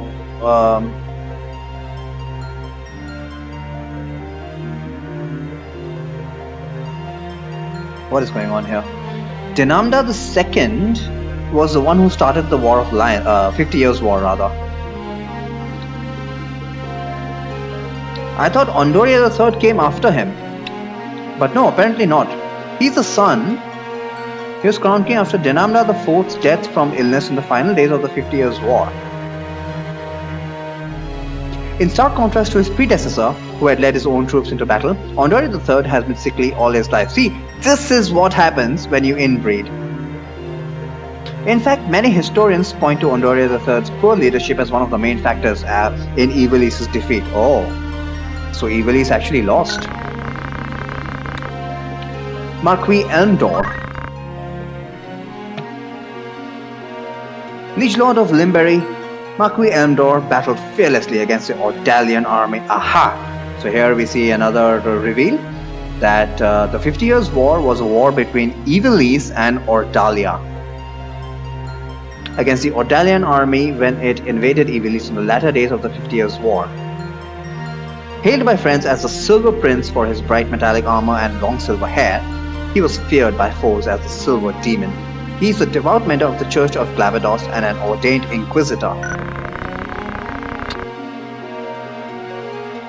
May have heard of Tutankhamun, the pharaoh, from Egypt.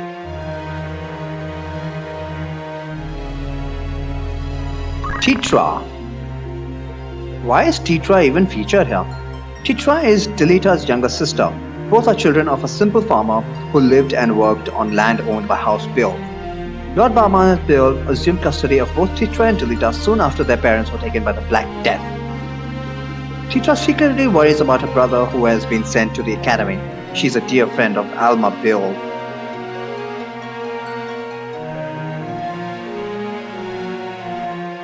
His mother is his father's sister.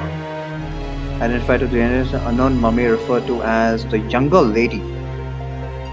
Dude died at age 18 or 19.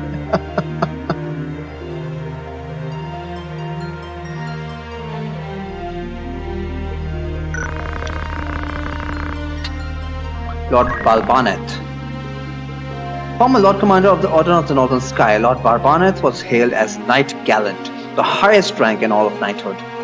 His countless victories helped to compensate for Ivalice's inferior numbers in the 50 Years' War.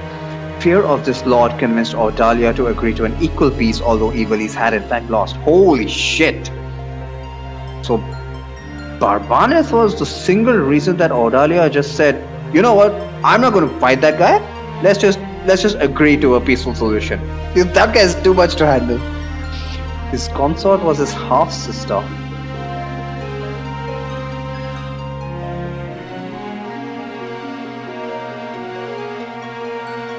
I don't know what to say, man. I just literally don't know what to say.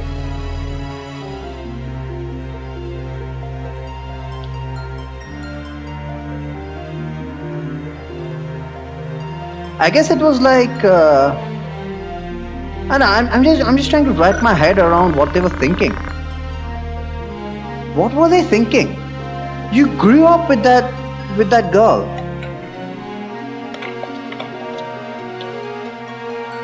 Maybe roles were so strictly defined back in the day that it was totally okay.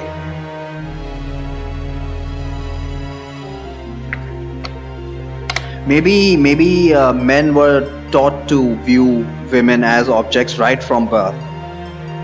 So even though they were his sisters, he was like, yeah, they're just stuff. Their only function in life is to bear children.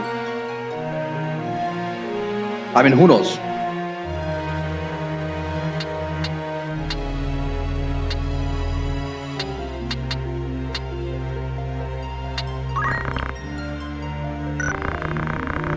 Oh, I didn't finish this, did I?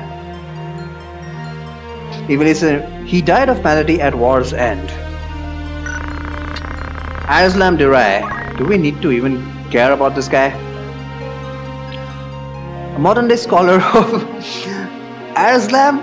How immodest do you have to be to say something about this, about yourself? A modern day scholar of medieval Evolutian history, Arslan is also well known as an archaeologist and theologian, and many recall the controversy sparked by his interpretation of the Durai papers.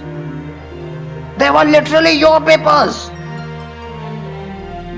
What do you mean, interpretation of the Durai papers? He has penned such classic works as The Enigmatic War of the Lions, The True Saint Ajora, and the Durai Papers 400 Years of Truth. Is that it? Oh, we got... Yeah, that's it. Okay. So this is done. Let's check out the rumors. Oh boy, I'm not gonna get a daughter, am I? Corpse Brigade.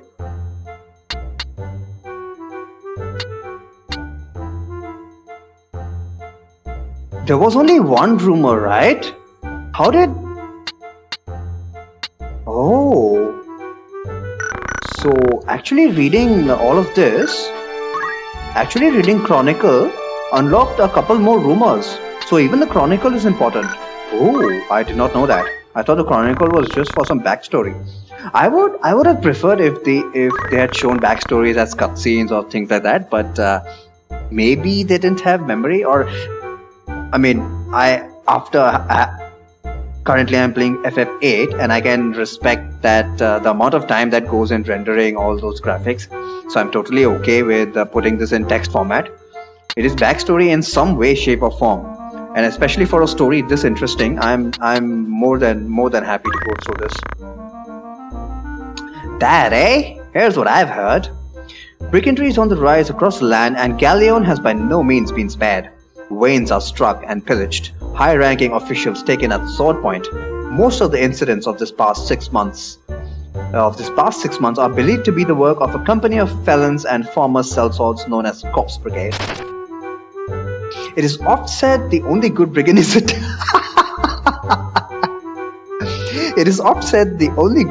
is a dead brigand, and the Order of the Northern Sky would like naught more than to see the brigade made corpses for truth.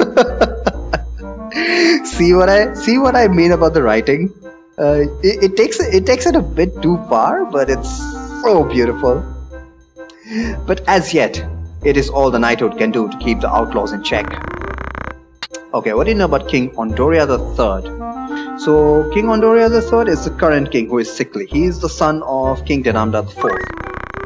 The health of King Ondoria III has been a subject of concern since his collapse at the birthday celebration of Prince Orinus. The Board of Chamberlains has since announced that the king has regained consciousness and his fever has broken, but will require several weeks of quietude and bed rest in order to recover. Many speculate that it may be some months before the king resumes his official duties. However, Queen Loveria and her retainers have long been in charge of most affairs of state, and thus few problems are anticipated during the king's absence. Basically, he didn't do shit. The 50 Years' War, give me some backstory about this. This seems really interesting. The half-century of conflict between Ivalice and Ordalia is today known as the 50 Years' War. The beginnings of the 50 Years' War can be traced to the death of Ordalia's king Devana III and his failure to name a successor. His cousin Varroy VI was next in line for the throne. However, King Denamda II of Ivalice, the uncle of Devana III... Oh my god! So even... Okay, this makes sense that that neighboring countries, the rulers of neighboring countries would be relatives, because I've heard that, to maintain alliances, they marry each other. So that's totally okay. So King Denamda, I mean, that was a reason for what was it? The 100 Years' War, wasn't it? Between England and France. Holy shit. And the great story of Joan of Arc. Matt, you guys must have Amanda Royal Band not be your immediate family. Yeah, but more importantly, it's all about alliances. You guys must have a major chunk of your history lessons about Joan of Arc, isn't it? Half-century of conflict between Ivalice... hang on. So, King Denamda II of Ivalice, the uncle of Devana III, proclaimed himself the rightful heir and declared war on Ordalia. Yeah, this is so much like the 100 Years' War. However, this was merely a pretense to justify the invasion of the neighboring Ordalian province of Zelmonia. Jeanne d'Arc. Oh, that's what you guys call her? What am I saying you guys call her? If you guys call her that, that is the official name. Jeanne d'Arc. I hope I'm pronouncing it properly.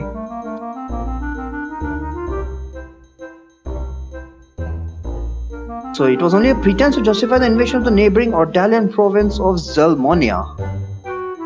So they didn't actually intend to take over the entire country. All they wanted was that province of Zelmonia. Once an independent state, it had been annexed by Ordalia nearly a century prior. Those bastards. Ivalice has since been aiding the province in an effort to weaken Ordalia, an effort that ultimately failed. Tired of Ordalian rule, the Zelmonian leadership and nobility secretly petitioned Ivalice to take a more direct hand in their liberation. Man, this is like the story of Kashmir. After victory in Zelmonia, the Evolution armies marched on the Ordalian capital of Viura. Oh, Ivalice actually won that. As fate would have it, Dinamda II succumbed to fatal illness on the road. What a pussy. The momentary confusion amongst Ivalice's troops gave Ordalia the opportunity it needed to regroup, and Vara VI succeeded in pushing the Evolutions back as far as Zelmonia. The resulting impasse would not be broken until the Romandan army's invasion 2 years hence. Oh my god. So there was a third country involved. Romanda. Romanda, a powerful military state lying across the Rana Strait, marched on Ivalice at the behest of Vara VI, a blood relation of the Romandian nobility. However, Dinamda II's successor Dinamda IV. So Dinamda IV succeeded Dinamda II. Why? Where the hell did Dinamda III go? I have so many questions. Was a fearless warrior, maybe... I don't know. How could... Was a fearless warrior, personally leading his men into battle against the combined might of Romanda and Ordalia. This, along with an outbreak of the Black Death in Romanda, forced the Romandan army to withdraw after only 3 years. So what happened was, these guys were fighting. Ivalice and Ordalia were fighting. Suddenly, Romanda came into the picture because of Ordalia asking them to. But so these guys fought for 3 years roundabout, and Ivalice was going to be defeated, but there was a sudden outbreak of Black Death in Romanda. So those guys was like, ciao, see ya, got better things to do. And then what happened? Two military orders worthy of particular mention in the conflict are the Order of the Northern Sky, led by Knight Gallant Barbaneth Beold, and that of the Southern Sky, led by Sidorphus Orlando. Oh, we got Orlando here. Also known as a Thunder God. Oh, wait a minute. Orlando led the Order of the Southern Sky. The Nantan Knights. Why did I not know that? Holy shit! So that guy was not only powerful by himself, he actually led the Order of the Southern Sky. After countless victories at home, these two orders had been poised to advance into Ordalia. However, the protracted conflict had begun to take its toll on domestic morale. That is where we start. Peasant uprisings and revolts throughout Ivalice and Ordalia forced both countries to send their troops home to pacify their own citizens, resulting in another stalemate. It was Dinamda IV's sudden death by malady that broke the stalemate, although some claim that he was murdered. Entirely possible. His successor, Andori III, was ill-suited to the throne and left the governing of Ivalice to his queen and retainers. Without Dinamda IV's leadership, the armies of Ivalice had little prayer of preventing Vara VI's successor, Prince Leonard, from defeating the troops stationed at Zelmonia and advancing into Ivalice proper. Despite the valiant efforts of the northern and southern orders, Ivalice failed to repel Prince Leonard's invasion of Zeltenia. Oh, so Zeltenia is right next to Zelmonia. And Zeltenia is ruled by Zeltenia is the province which is ruled by Koltana. I need to keep track of this. Ivalice's leaders soon began looking for a peaceful alternative. In the end, both states agreed that prolonging the war would prove mutually detrimental, and a pact was signed allowing each nation to return to addressing domestic strife. So 50 years war, and in the end, nothing happened. It's the common man that suffered. An equal peace in name, it was in reality a defeat for Evil East. The economy of Evil East was brought to the very brink of ruin as it struggled to pay reparations to its former enemies and to repay the loans taken from neighboring states to fund its war effort. Idiots. Soldiers returning from the front found themselves without pay, and entire orders of knights were summarily discharged from service. The swelling ranks of the unemployed did little to relieve the people's distrust of the crown and the nobility. So that's the backstory of the 50 Years' War. Pretty comprehensive, I must admit. And the reason I'm reading this now is because this is such a superior translation. A clearly superior translation. Like the writing in the rumors doesn't go as out of hand as it does in the dialogues, but it's still so beautiful nonetheless. I love reading this. Alright, can we buy something? I definitely need to buy a bunch of potions. Not the tavern, damn it. Outfitter. Buy. I have 3 Phoenix Downs. How many potions? I had 1 potion. Could have used it. So I'm gonna buy about 25 potions. 25 potions is gonna cost me $12.50. Yeah, but I definitely need them. Like I said, even at 1 HP, I'm gonna use a potion for that free JP.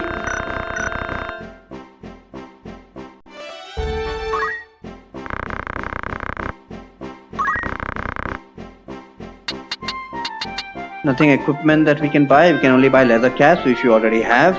Clothing, which we already have. So in order to make some money, what I'm going to do is sell everything that I don't need. And that includes remedy. Remedy, yeah, not going to use a remedy. Not going to use a Whoa! Holy water sells for $1,000. Thank you! My goodness. Gold needle sells for $50. I'm never going to use a gold needle. Men's case sells for $25. I mean, why should I even bother holding on to these things? Echo herb, get out of here.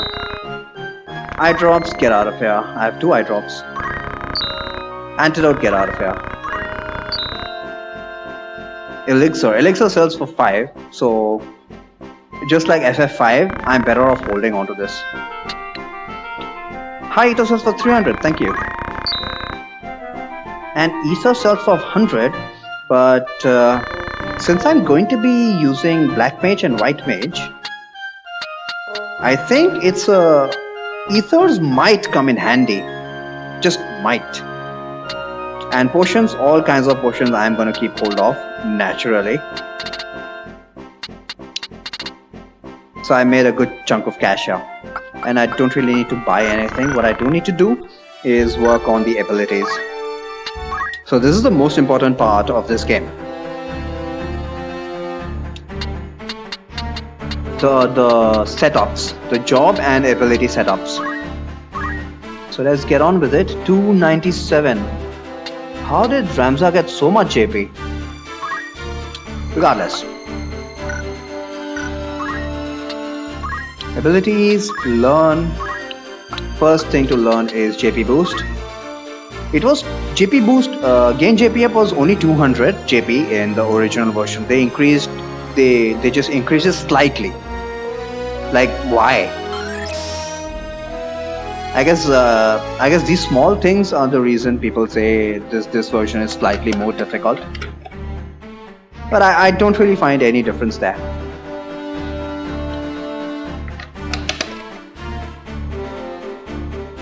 So you got JP boost, and for chemist we need potion and Phoenix Down.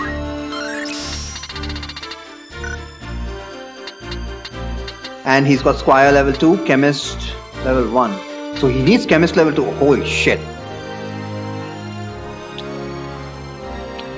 So he does need chemist level 2. Should I make him into a chemist? No, I'm not going to make him into a chemist because getting 200 JP for Tailwind is far more important. And I'm hoping that he can get some chemist JP through JP sharing. Because at the very least, we need to unlock Knight, Archer, White Mage and Black Mage. Which means we need Squire level 2 and chemist level 2 at the very least.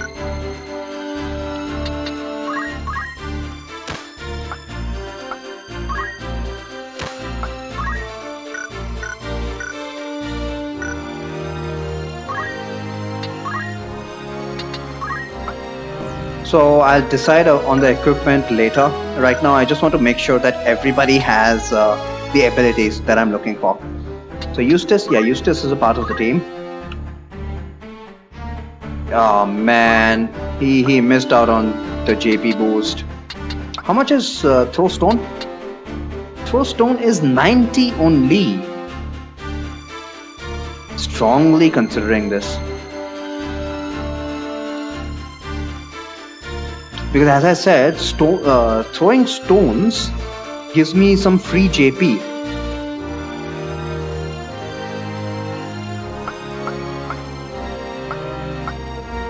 You know what? Let's go ahead with this.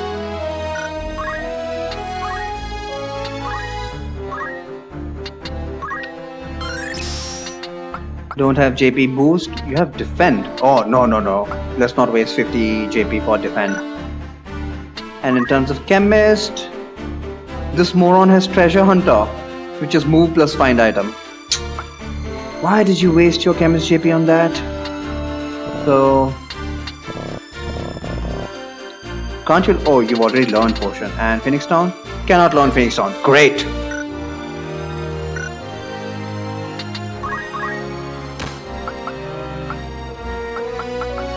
Oh yeah. Speaking of treasure hunter, I'm not going to bother with move plus find item on this playthrough. I'll leave that for subsequent playthroughs. I'm told that you can find some very valuable equipment using this treasure hunter ability, but I will save that for some other time.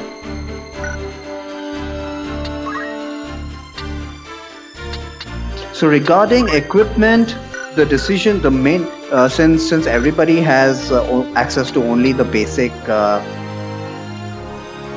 leather hat and clothes, the only decision that we need to make is who to give the boots.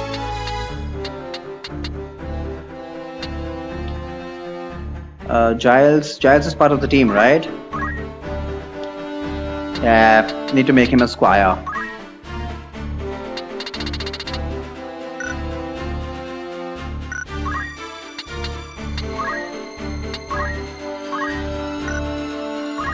Wait, Giles has stone too?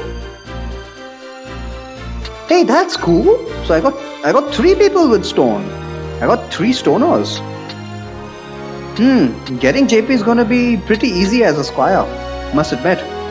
Ranged attacks. What ranged attacks means is that I don't have to move. And if I don't have to move, those guys are gonna get their turn that much faster.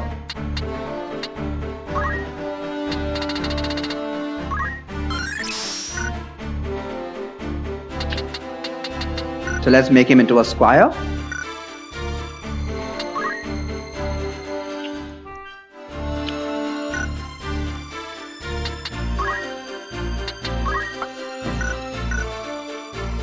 Abilities, fundamentals, items, re-equip, and you don't have anything else, right? Yeah. Nobody else has JP boost, sadly. So Giles is done. Eustacia is not in the team. Letus is. Damn it, Letus, I hate your name so much.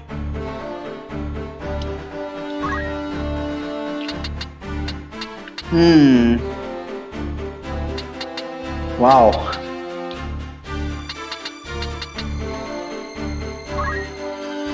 She's also a stoner.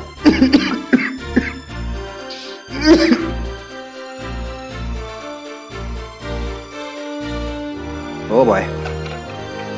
I took off there.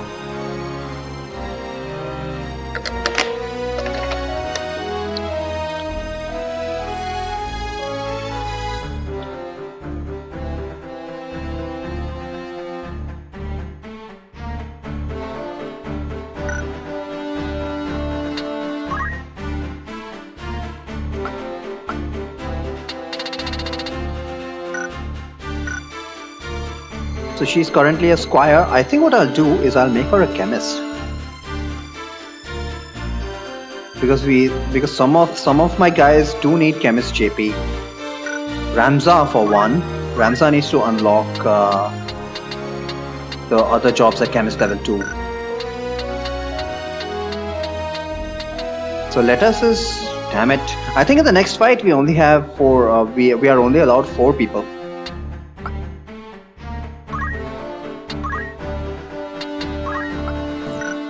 So Sabrina, not Sabrina, what's her name?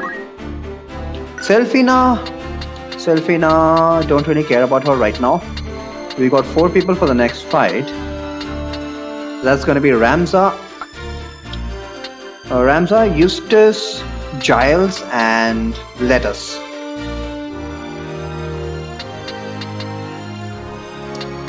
So the question is, who the hell is going to be a chemist?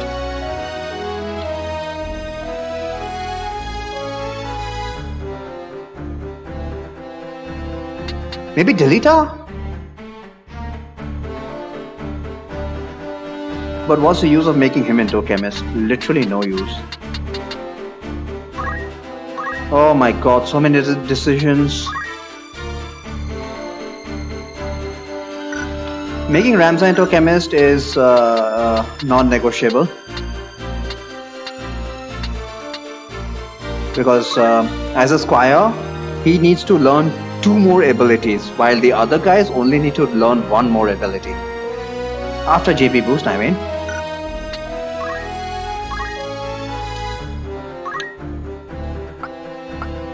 Eustace has a long way to go for JP boost. Giles has... Oh god damn it. Yeah, Giles was a fucking chemist. So he has a long way to go for JP boost. Lettuce is the only option for chemist.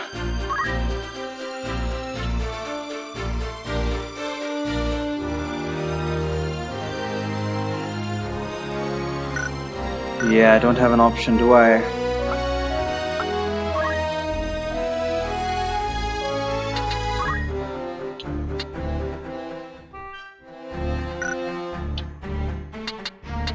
The abilities, you've already got items, so we'll give you fundamentals, re-equip, and literally nothing else. What about, so now let's think about equipment. So what I'm thinking is, as I said, the only decision to make here is who to give the battle boots. I think I'll give the chemist the battle boots.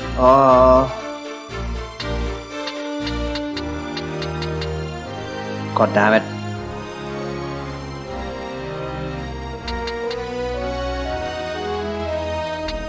What does Delita have?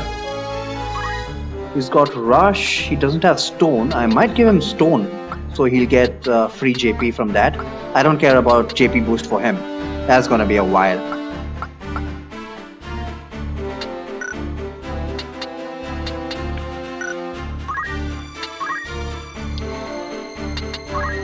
So anybody who has Stone has a way to get JP almost every turn. So I think I'll just let the battle boost be with Ramza.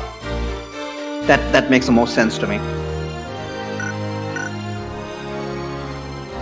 All we want to focus on is getting as much JP as possible.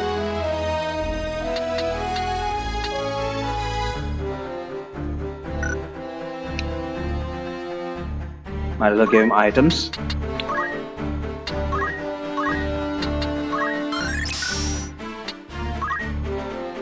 Potion learned and Phoenix Tongues yet to learn.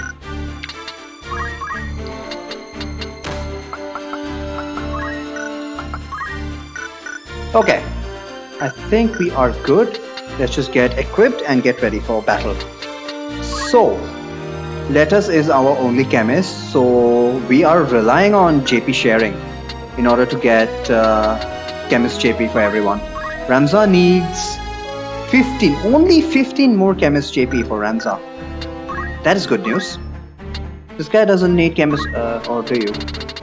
Oh, he does. Well, if Ramza is going to get 15 JP, this guy is also going to get 15 JP, which is fine. His name is Eustace. I need to remember his names. Giles. What about Giles? Are you good with Chemist, Potion, and Phoenix now? Yeah, Giles is good for Chemist JP. Like, I know eventually everybody needs to get Auto Potion, but Auto Potion is 400 JP. That is a long, long way away. Yeah, look at that. 400 JP. I just wanted to confirm that it's still 400 JP in this version as well.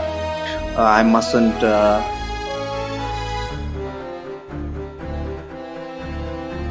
I mustn't neglect checking out how much JP it actually is.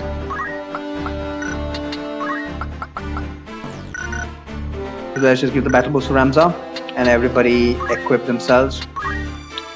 Optimize? Yep. Broadsword? Yeah, that's the best we've got right now, haven't we? Only Ramza gets the battle boots because he's the only one without stone. Yeah. We need to prioritize Tailwind for Ramza and move +1 for all the other squires. Of course, the other squires don't even have JP boost.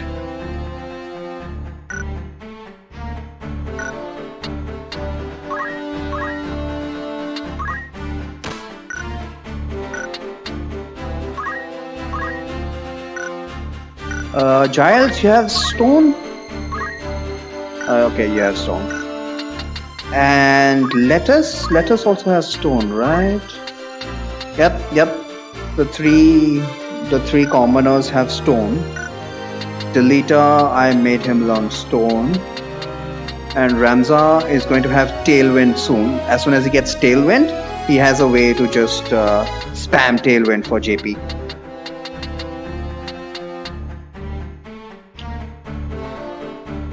Yep, we are ready.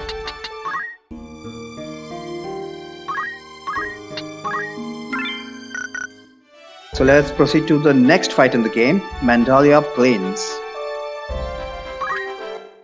Oh, cutscene.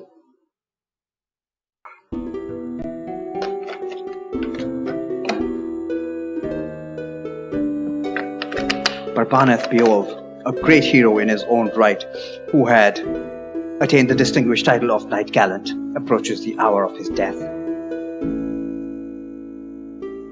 The Pure Man's in the waning days of the 50 Years' War. This is a flashback, I believe. I don't know why they're showing it now, but maybe Ramza just after his first fight in this operation, maybe he just suddenly remembered what happened here. What news of the war? The Order has struck a great blow. Limberry is ours once more. Yeah, so at the end of the 50 Years' War, what was happening in Limberry or Dahlia? This is after Denamda the Fourth died, right? Suddenly died. So Ordalia decided to invade. Not only did they decide to retake Zelmonia, they also decided to invade Limberry. They decided to invade Zeltenia. Is Limberry within Zeltenia? I'm so confused. Whatever. The Order has struck a great blow. Limberry is ours once more. We will be able to recall our forces in Zeltenia anon. All goes as planned, Lord Father. Be not troubled. The envoy dispatched to Advocate Lemary has returned. He has agreed to your proposal, Lord Father. Good. Very good. Then the war will die with me. Father! There now, Alma. Do you want my last memory to be of your tears? Where is that Ramza? He should be here at your side.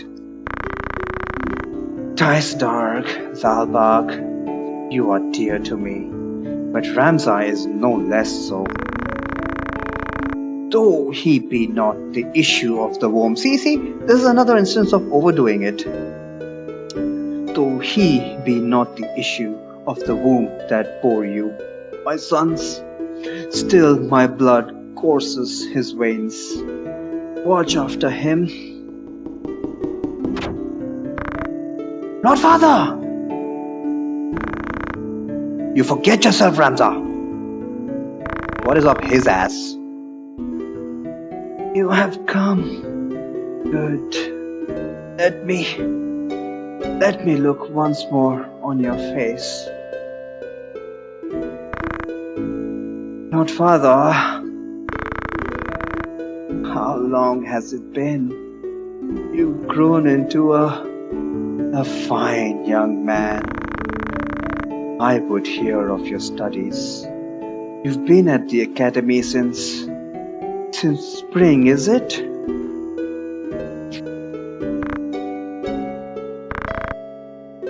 Hear me, Ramza. For generations, the Beowulfs have stood foremost of those who serve the crown. Ours is the soul of the knight. Become a knight worthy of your name. Tolerate no injustice. Stray not from the true path. You will know the path you must walk. A Beowulf can walk no other. I will not fail you, father. Your friend, Delita, he is a good boy. He is low-born, but he can serve you well. I've made arrangements for him to enter the academy. You should have seen the look on the headmaster's face. In the years ahead, you will need someone whom you can trust. You could do far worse than Delita. As you say, father. Take care of your sister.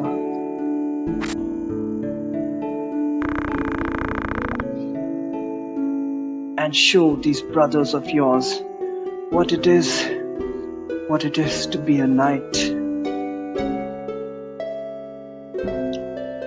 F. Rip.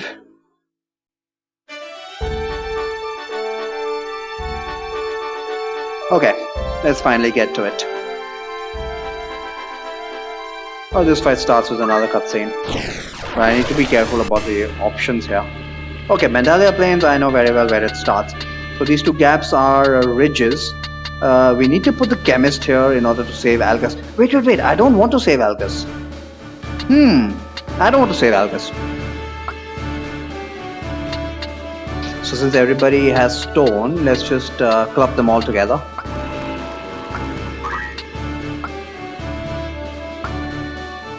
Giles. And Ramza is here.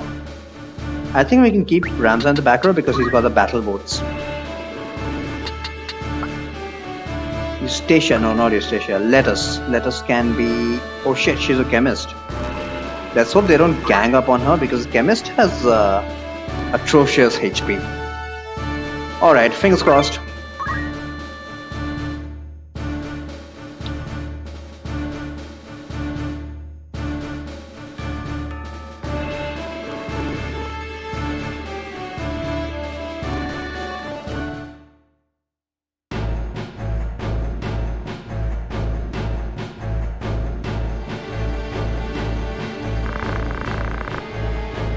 Looks like this one's still alive. What do we do with him? What do you think we do with him? Right then. Your luck's run out, knave. If ever you hadn't.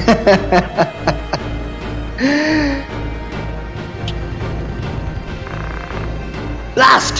One of the Order's patrols. The Corps Brigade. And they were hostage in their midst. Our first duty is to defeat the brigade. We must rescue their captive. No.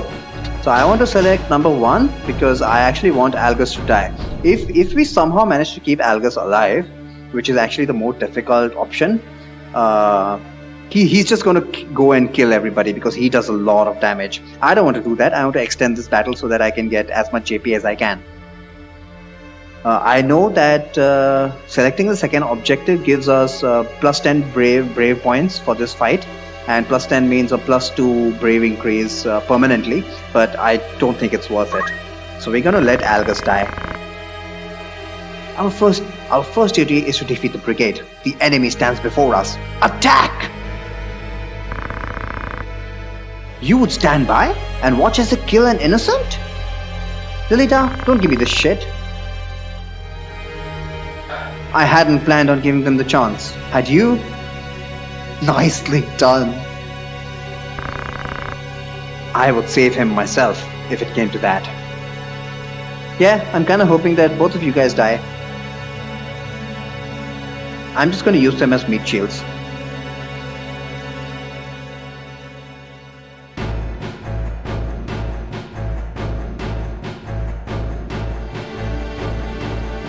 Ah, right, he has stone.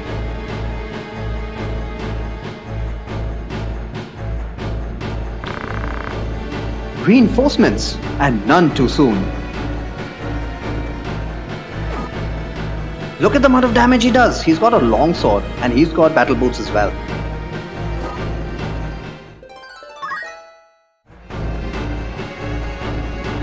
But 50% of the times, I have seen that Algus rushes headlong into their midst, and they just gang up on him and kill him. So if you select the option to save him, there's only a 50% chance. It's all dependent on luck. I don't even know if you can save him guaranteed.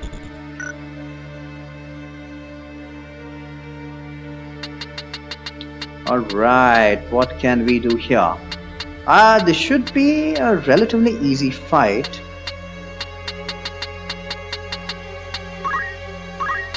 But let's just make sure everybody stays together. Remember when I was saying positional advantages are far better than, far more important than offensive advantages. No, offensive advantages is not the right word. But everything else being equal, positional advantages are what one must look out for. Is what I have learned about this game so far. Why am I not able to select this fox thing?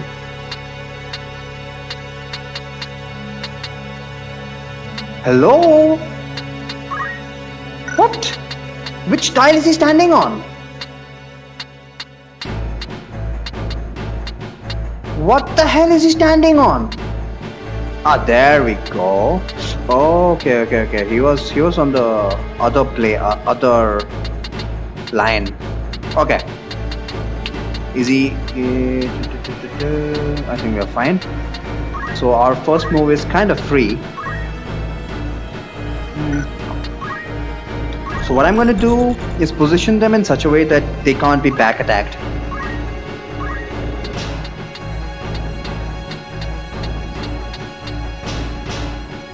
Is it Ramza? No, it's Eustace. So Eustace, come and stand next to Lettuce, and you stay next to Eustace. So we have formed a line here. This also allows us to surround the enemy if they do approach us.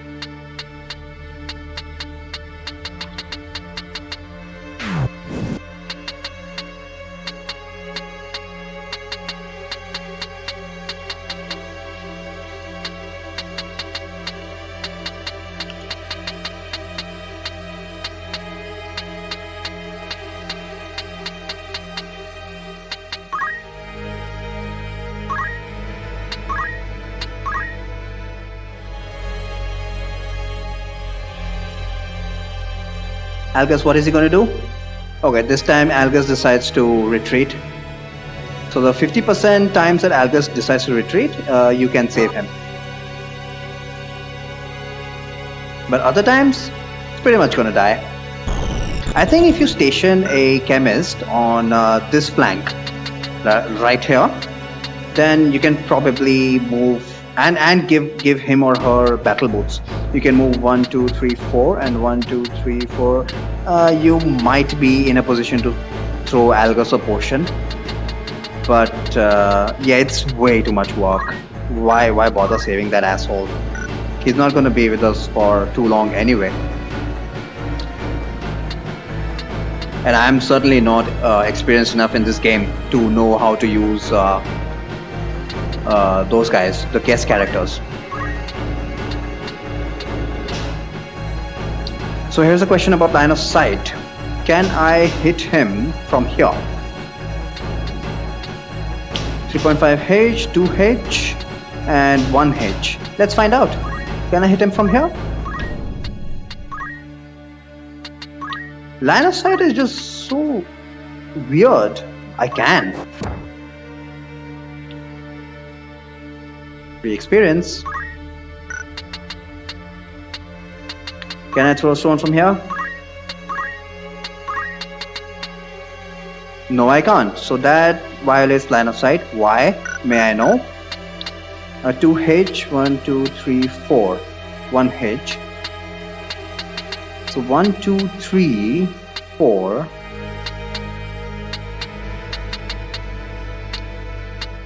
So I guess it needs to be symmetrical. I can hit Deleter is in my line of sight, but this guy is not in my line of sight. I don't understand whether it's because he is standing at 1H or is it because of the distance. So if I just move one tile ahead, I should be in his line of sight.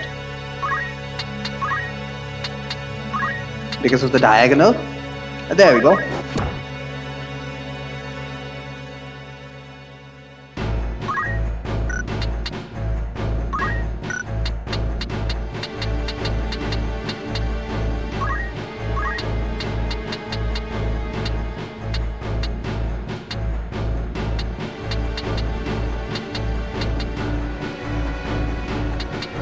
Okay, wait. Maybe line of sight? No. Line of sight doesn't work like the chess bishop. It's not strictly diagonal, is it? But line of sight works like Pythagoras theorem. So you got a triangle here, which is 2 by 2. Two sides are 2 by 2. So if you have a diagonal here, no, what am I talking about? What the hell am I talking about?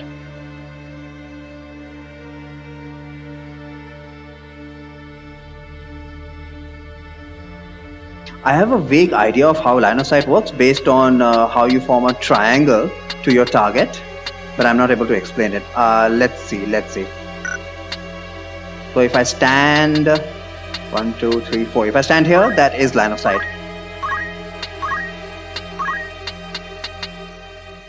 Okay. Well, obviously that is line of sight, idiot.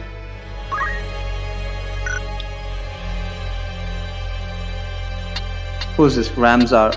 What does Ramzar have again?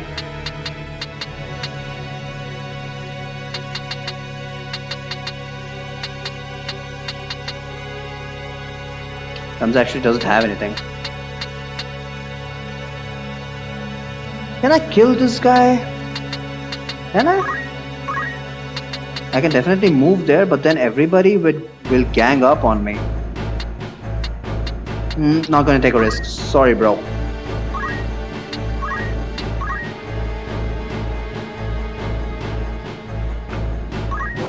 Good thing that Deleter is going to constantly keep throwing stones.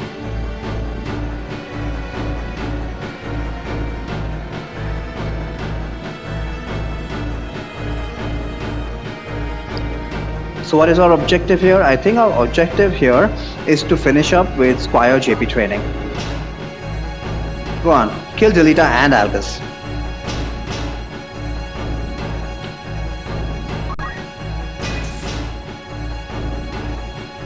Good. Take damage so that I can spam potions. Albus, don't run away like a pussy.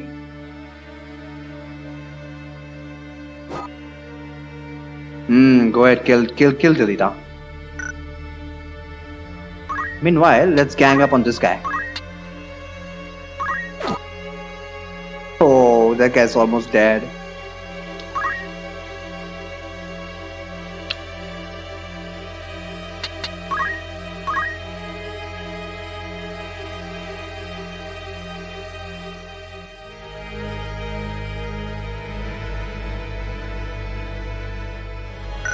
Nice.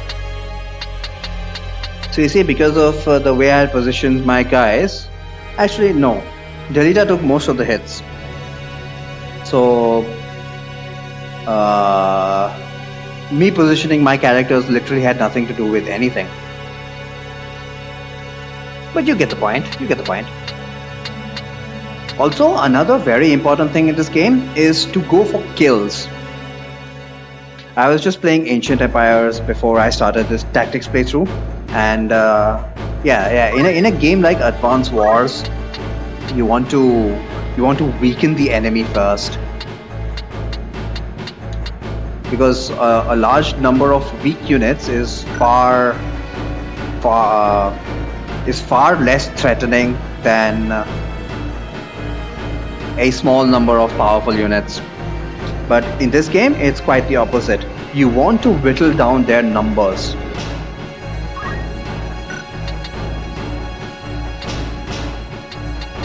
Who can I heal? I can heal this guy. Do we need to move? Might as well.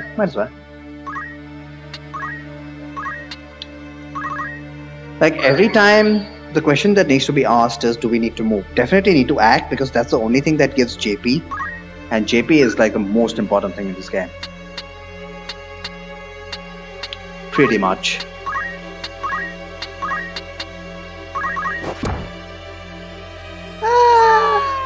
I love that sound. What the heck? I don't know where they got it from.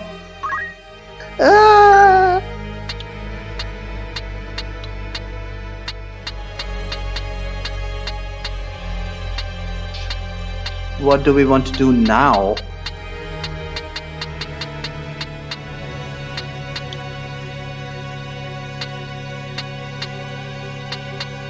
Oh, I have stone. Why do I care? Because I've got stone, I can hit from a distance. So I literally don't need to figure out which tile I want to stand on. And I'm perfectly okay standing here, because I don't think anyone can sneak up from the side. I don't think so, but I might be wrong. Holy shit, Delita, your punches do 20 damage. Okay, he goes down there.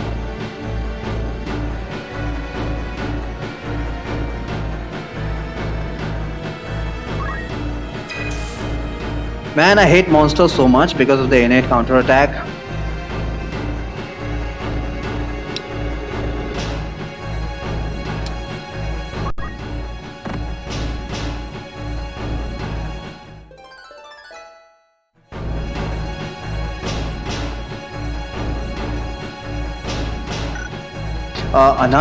Another positional advantage, another positional motif is to use dead bodies. Of course, fact is, dead bodies only last for a limited amount of time unless they are guests. But regardless of whether the dead body is ally or enemy, what that means is that is one less tile that anybody can stand on. Of course, they are going to use it against you as well. That's the beauty of it, isn't it? Use terrain to limit the direction of attacks. So who is remaining? Let's attack this guy. I'm going to use Ramza's increased range to pick off whoever I can without retaliation.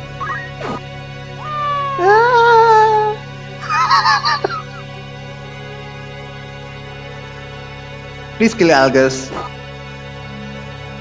Oh my god, how badly do you guys suck?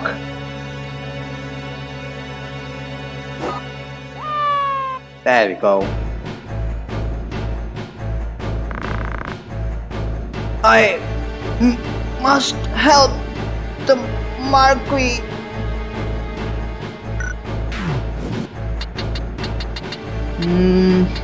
You have stone, right?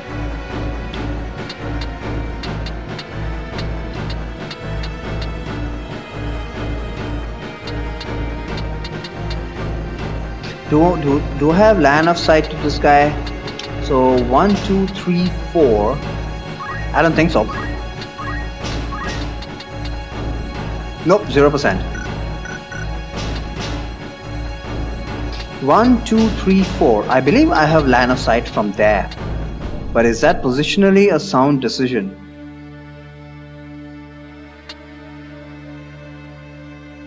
It is, it is. I'll show you how. So let's move here and throw a stone.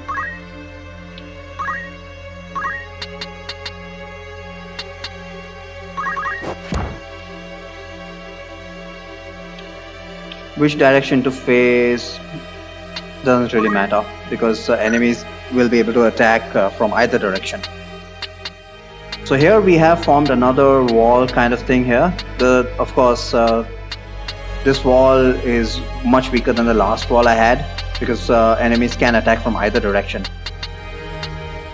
But I think I'm at a stage right now where I'm actually inviting hits. I'm actually inviting hits because that'll mean more JP for me by using potions. So let's get to it. 0%? Why? 1H, 3H, and 0.5H. Ah, because this is construed to be an obstacle. Got it. Shit! There goes my plan. Well, if this is an obstacle, that means this guy can't jump over this and attack whatever his name is, Giles.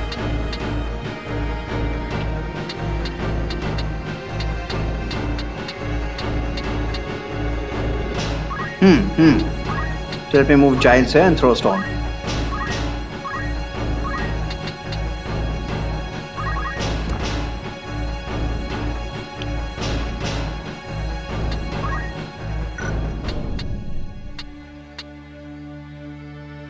Let us. Who can you heal? Or can you throw a stone? Yeah, throw a stone at that pup.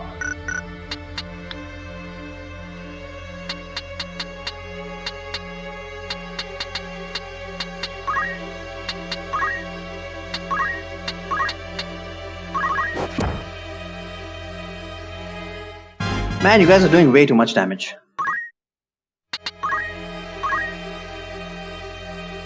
Oh shit! There was actually a thief left alive! I did not know that. Let's go and kill him. I didn't even see that guy. He was retreating silently.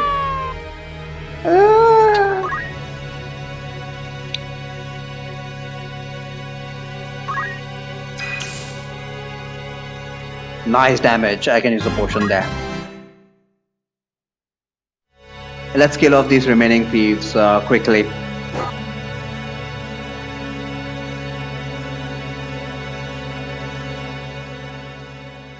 Oh, I made a mistake here.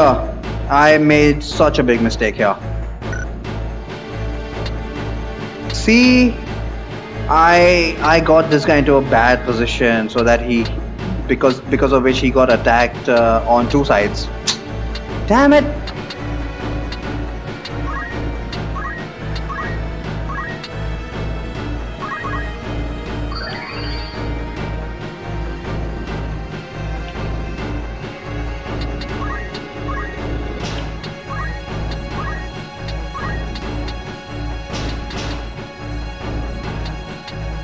This guy only has 16 HP. I think we can just physically attack him and kill him. 12 HP. Oh no. No! Let me just throw a stone then.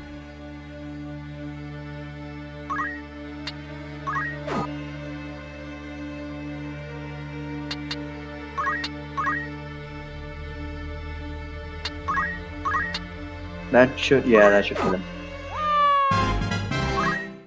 Nice! Giles got a level. Oh wait, who cares about levels? That's one thing I really like about this game. Based on what I've seen so far, levels literally do not matter. You can have one guy at level 20 and one guy at level 3, and both can contribute to your team equally, because your levels don't contribute to HP or... Actually, I don't know.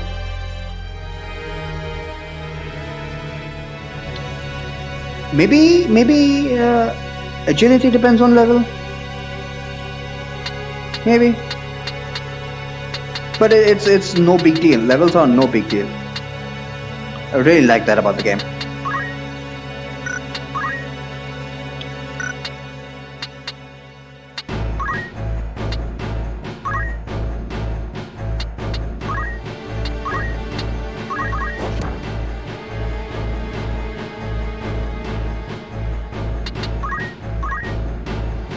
Doesn't look like I'm gonna get to daughter today.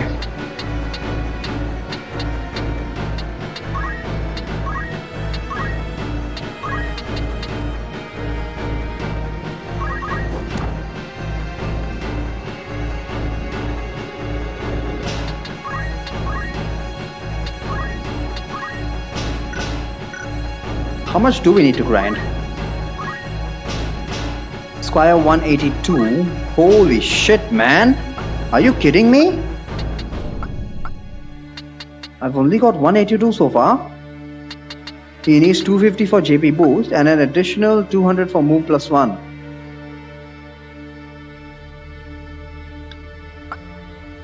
I'm just going to focus on JP boost for this fight. Screw everything else. I'm not going to spend that much time in grinding. Are you kidding me?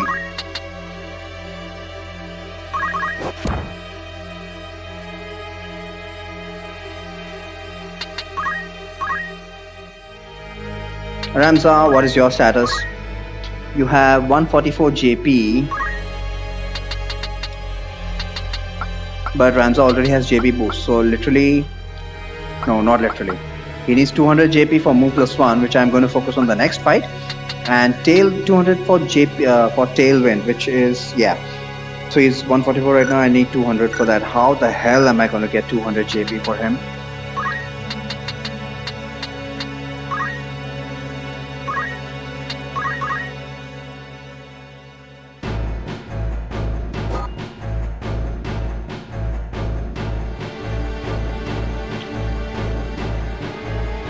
So this is the good old Final Fantasy tactic of just stalling the battle and getting hurt to gain HP.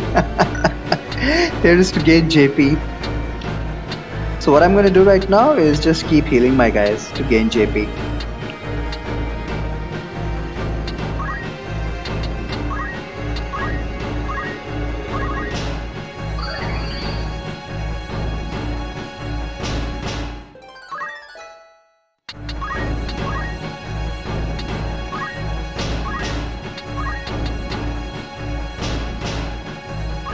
Please don't kill him, please don't kill him. God damn it. How much JP do you need? You already have 210 JP.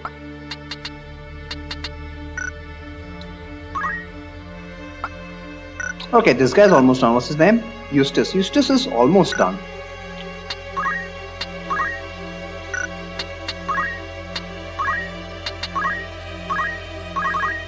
I just keep using potions.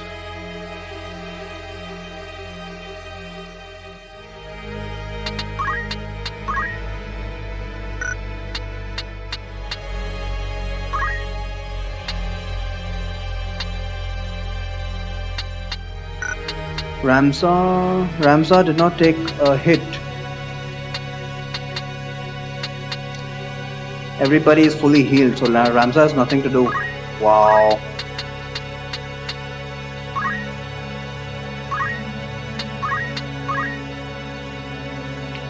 Asset disappeared, leaving an item. Okay, at least I can send someone on an item quest.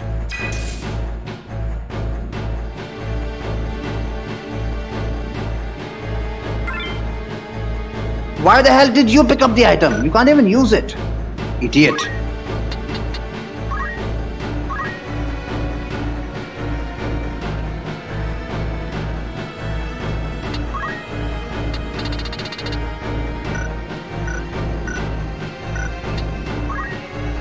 Does everybody have enough chemist JP? Ramza needs a bit more chemist JP.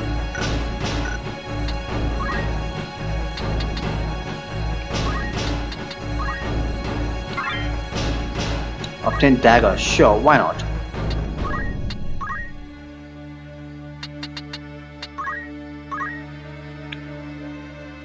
Squire 213. He's almost there, almost there.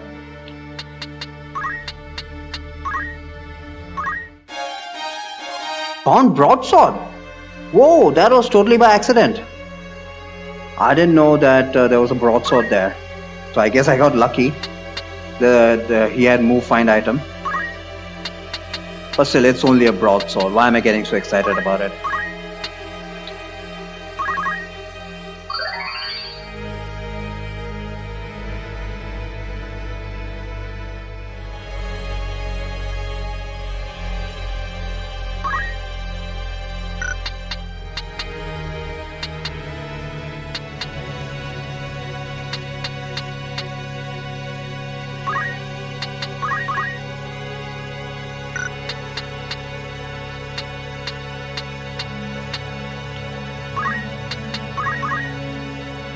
Oh boy.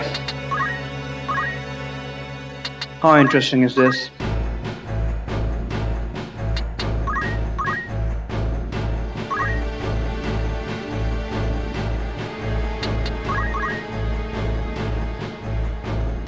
Actually waiting to get hurt.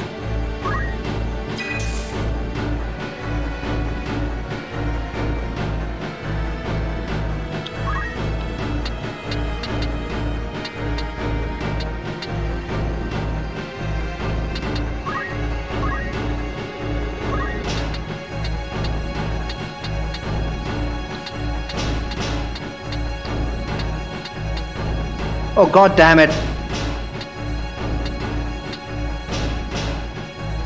Never mind. Never mind. Should I send Ramsa to collect all of that crap?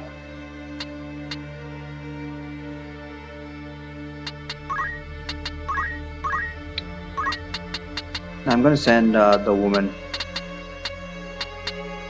and constantly heal her in the process. Free JP.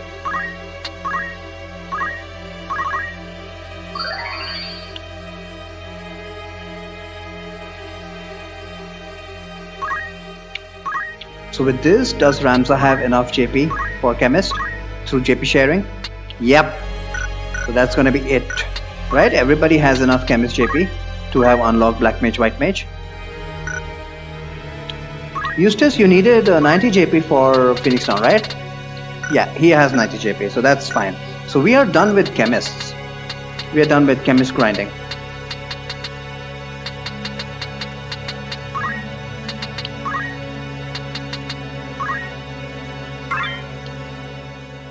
Restore HP MP, why not? 0-0, fantastic. I wasted my move for that.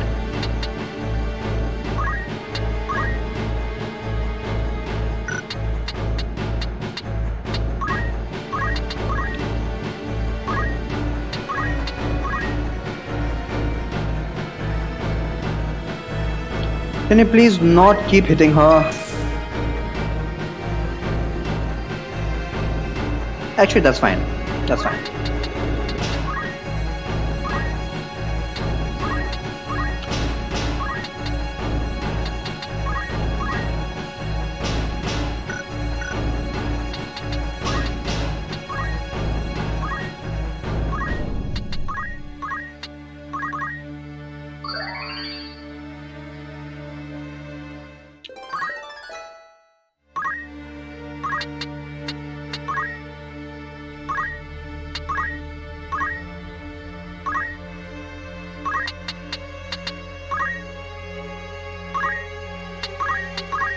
These guys keep turning into crystals.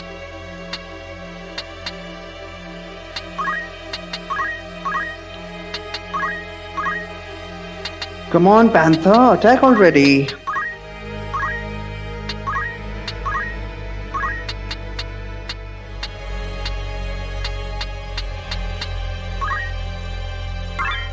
We got another dagger? Clothing. How valuable.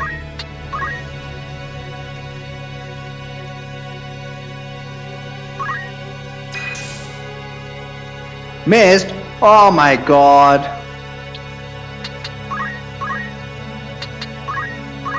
No grinding run at its finest.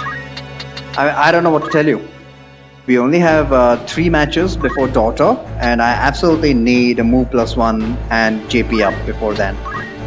Maybe I should consider JP up to be optional. I haven't tried that approach because JP up is so useful.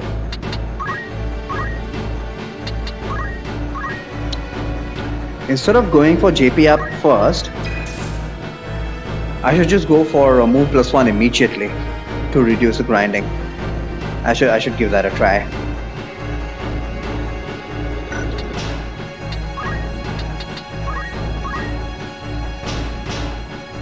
$237. Almost there, almost there.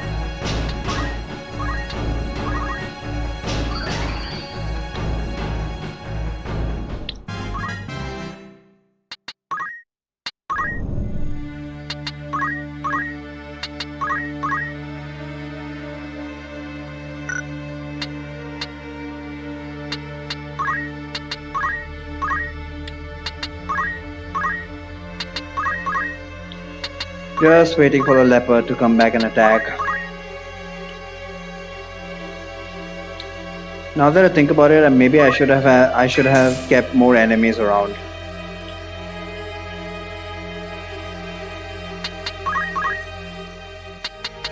Are we done here? 251. Okay. So Eustace, you are done. Maybe you could move out. So what about Giles? Giles needs a little bit more.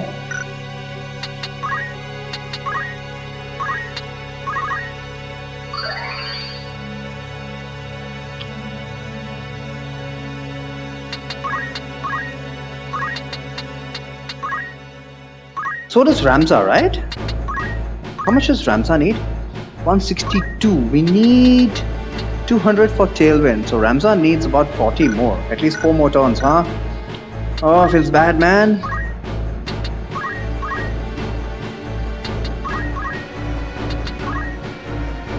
Where the hell is a memory cursor when you need it?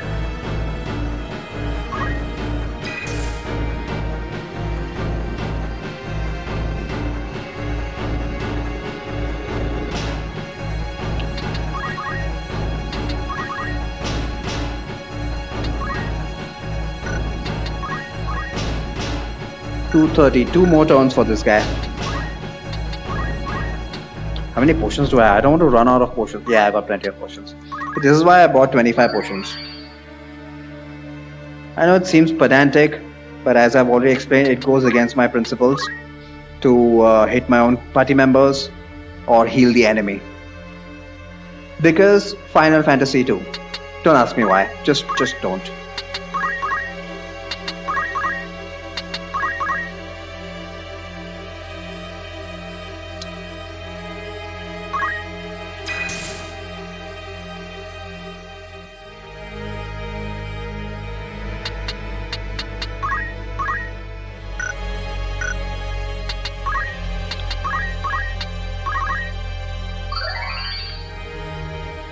Almost done, almost done. I'm going to call it after this fight.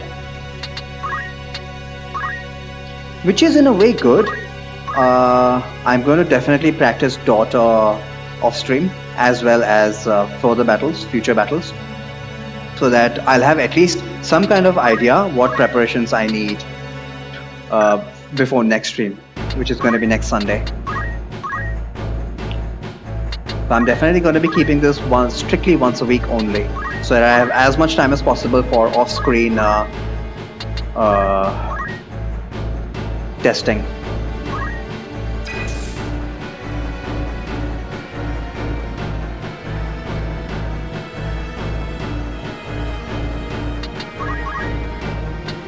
Are you done?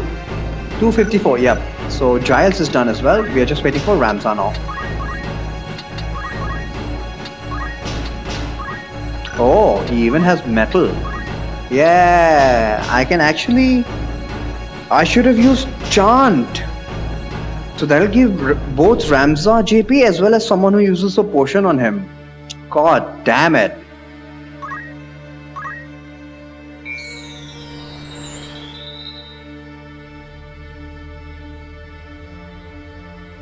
Okay, I guess Eustace can get some more JP. Why not? Not the chemist.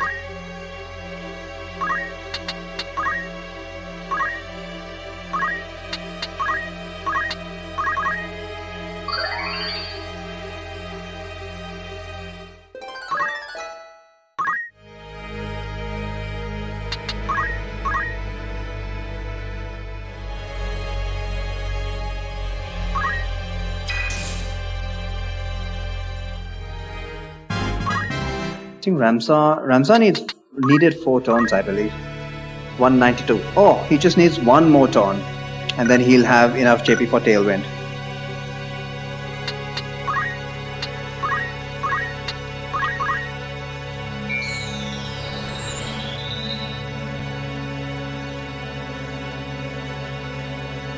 Why does it heal exactly 20 every time?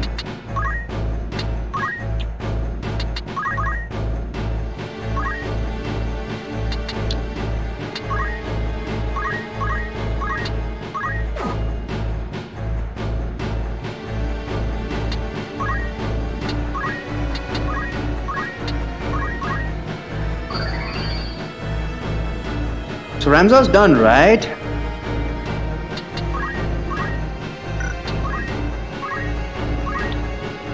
$219. Yep, Ramza's done.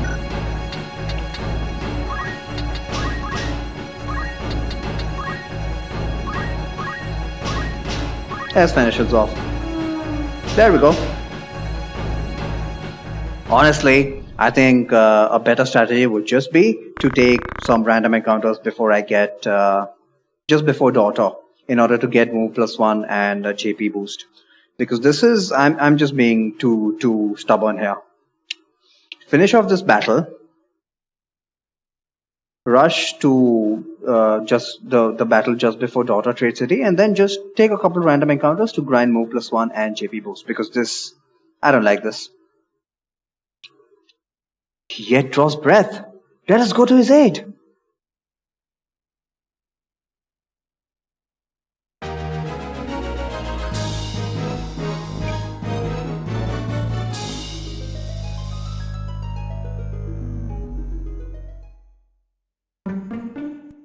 Ah, cutscene. My name is Argath, a knight in His Excellency the Marquis Amdolel de Limberry's household. A knight, you say? Well, truth be told, I am a knight apprentice, as are you, if I'm not far mistaken. A fellow knight in training, then? I am Ramza Beowulf, and this is Delita Hyrule, my trusted friend. I like that bow. Beowulf? You're not of Beowulf. You're not of the Beowulf of the Order of the Northern Sky, are you? What fantastic luck! A blessing in the midst of disaster. What? The Order can help me rescue the Marquis. It must! The Marquis is held captive? They took him hostage, yes, but he still lives. We must act quickly if he's to remain so. Should he be killed, I will lose everything. You already lost everything, idiot. You simply must help me. Please, I beg you. Calm yourself. Who's to say your Marquis is to be killed, anyway? The Corpse Brigade would not take a man alive, save there were value in keeping him so. Of that you can be sure. There's little the three of us can do to help in any case. If the Marquis was taken hostage, Egros will be in an uproar. You can be sure of that too. Then before all else, we will report to Egros. Are we agreed?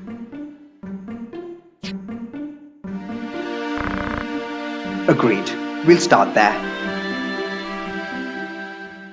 So let me just go through the cutscenes, and then we'll start the next stream with Sweeky Woods battle. Never forget to save.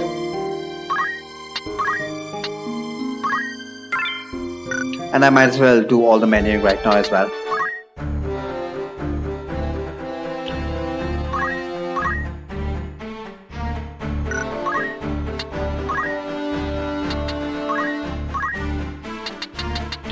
So Tailwind for Ramsar. So henceforth, if he's not doing anything better, in fact, unless there's a very good reason not to use Tailwind, he's going to be spamming Tailwind. Because Tailwind is so good, the longer the battle goes, the more JP we are going to get. Well, not just JP, the more powerful we are going to get. So I really, Tailwind is super useful. So Ramsar's next target is move +1, as is everyone else. I hope he has Phoenix Down. Yeah, he's learned Phoenix Down. So Ramsar's done. I mean, Chemist is done. Eustace, what was he doing? Squire. Yeah, these guys need JP boost. So he is done. He is set up for next battle. What about Chemist? Phoenix Down. Yep, he is set. Eustace is set. Giles.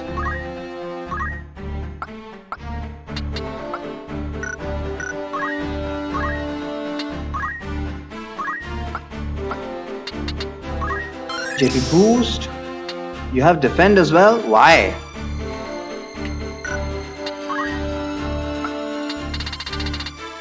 Phoenix Down learned, potion learned, so Giles is set. Lettuce.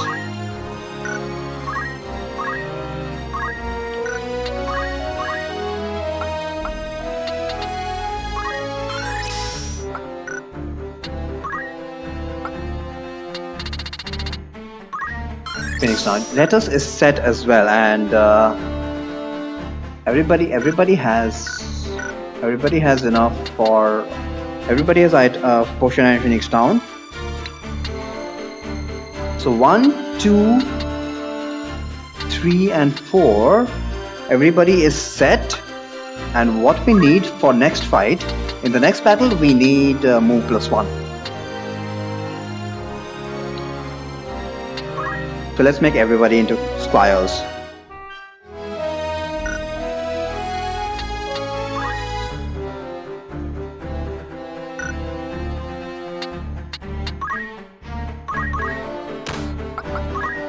Oh yeah, I need to equip JP boost on everyone.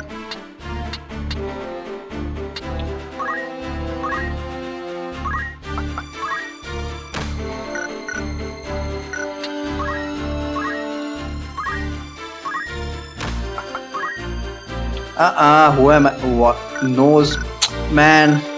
I'm not throwing these guys away for a very specific reason, which I will explain once we get to propositions.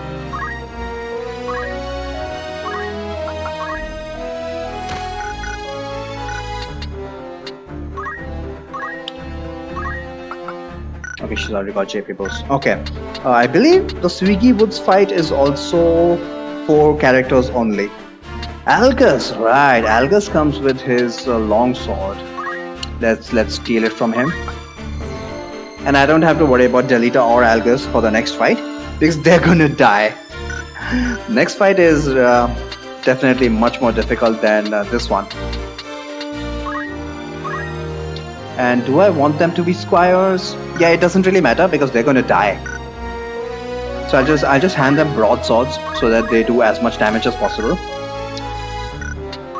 And Algus helpfully comes with his battle boots.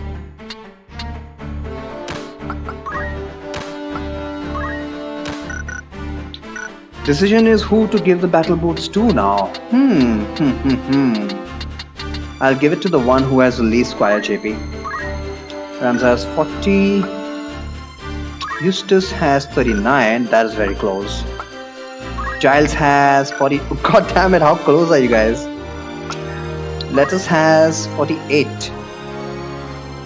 So I'll just randomly select someone. Well, Lettuce can get it because she's the only girl in the group, odd one out. You know how we used to play odd one out? Not play. We used to get odd one out in English class.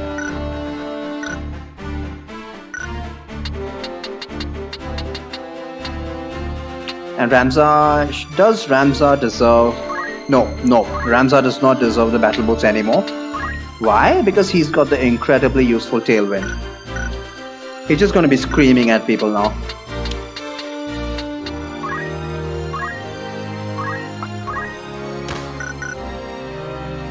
Wait. Yeah. I was gonna say, we actually have access to battle boots. We can actually buy battle boots now, I believe. Right?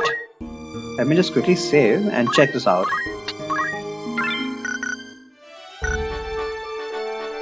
Let's go to Garyland. What? There's a cutscene here.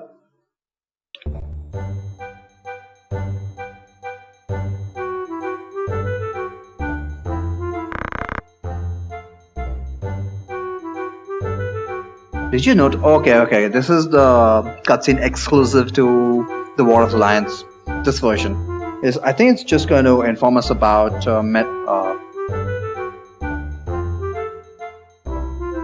what are those two options? Melee and Rendezvous. Let's just get through this. Did you notice? Notice what?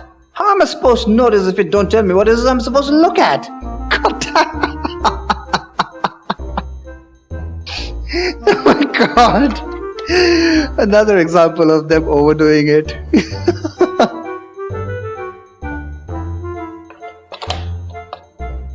Oh, but I love the writing so much. The menu, you Claude. Take a glimpse. The menu? Oh, right. There's some new words to it. May, lay, and ren, des, was. What do you suppose these are? Some new manner of challenges as I hear it. Melee battles are for sparring. Sounds like a round way to test your sword, huh? Friendly challenges too. No worries of getting left to feed the worms. What about that other one? Rendezvous. Well, sometimes people like to hire two groups of adventurers for a job. That's how you meet up with the other one. Ah, so to work with another gull, eh? Not so sure as I could do that. Well, there aren't a lot of offers yet either way. Sure, there will be someday though. Once more people catch wind of the idea, there will probably be some right interesting jobs. I suppose I could try it sometime. There's more still. This is the good part. As I'm told, both participants get rewarded with treasure. Why did you say that from the start? Let's get going.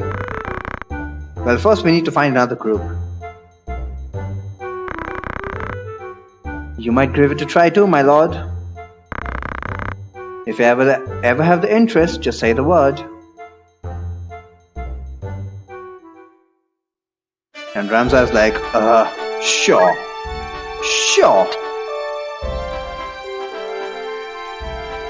Outfitter, does he have better equipment? Okay, right now, okay, they don't have better equipment right now. Okay, since I did see this cutscene, I'm gonna save. Rather not see it again.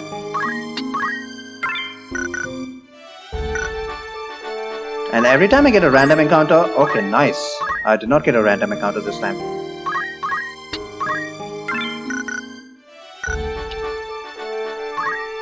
Let's take a look at this cutscene now.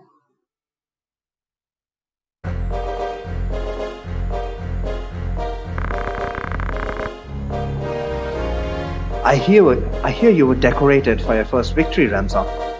So it was his first battle. They sing your praise from so high. You do honor our name, my brother, and to me. I'm glad. Oh, you would not seem it.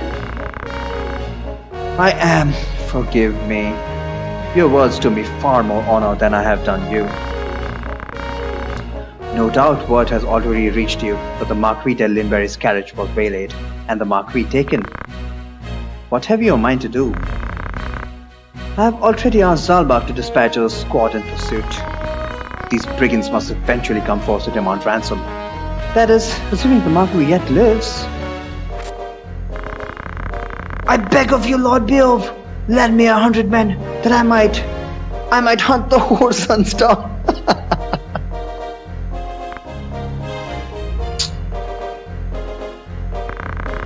Please, my lord, grant me means to avenge my fallen friends. Mayhap your ears fail you. I said that a squad is to be dispatched. You are not a man of Galleon. Leave our affairs to those of us who are. But, my lord! Do not assume to beg favors of me. Let me remind you, Argath, lest you forget your place. You are but another sword, not yet even knighted. Take that, son of a bitch. The two of you will remain here at Ekros and serve among the castle guard. You needn't worry. Danger is not like to visit these walls. Cool.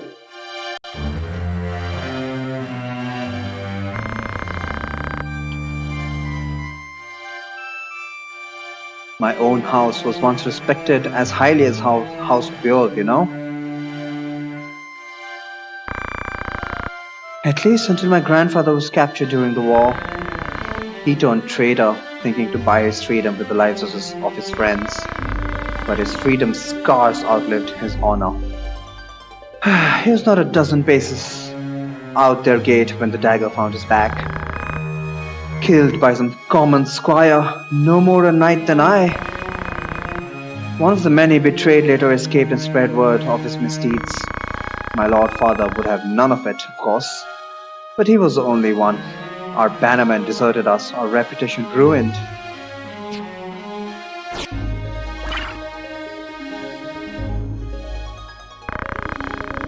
I suppose I had best remember my place. Your lord brother has no reason to lend ear to pleas from the likes of me. Delita! Titra! Alma! Zalbag! At least I know this time who these idiots are. When I was playing this for the first time, I was like, why this spam of names? Ramsa, you've come home? It's been some time, hasn't it, Zalbag? I heard about Garaland. They say you made short work of those brigands. No, man. Do you know how much time I spent in that battle just grinding JP?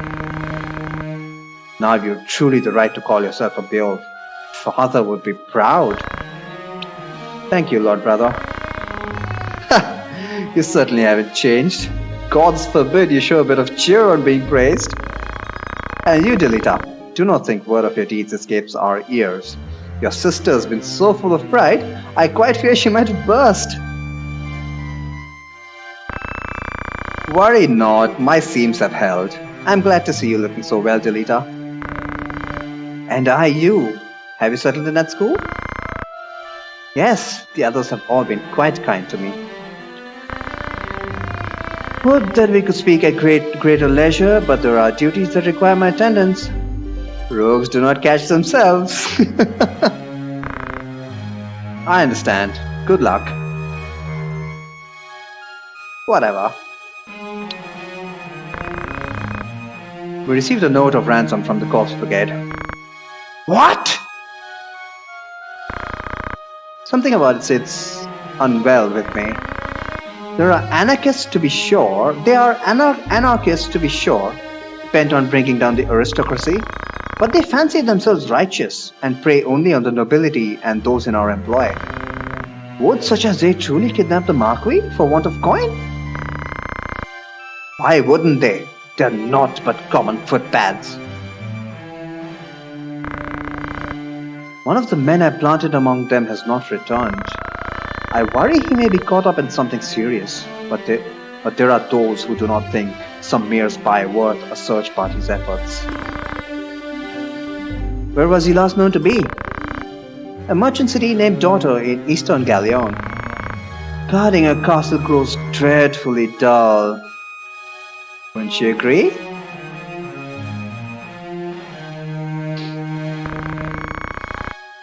Forgive us, Titra. It seems we must be leaving sooner than we had planned. Delita knows what's up. Don't worry about me. Just take care of yourself. I will. Mind your studies. I'll be back before you even notice I'm gone.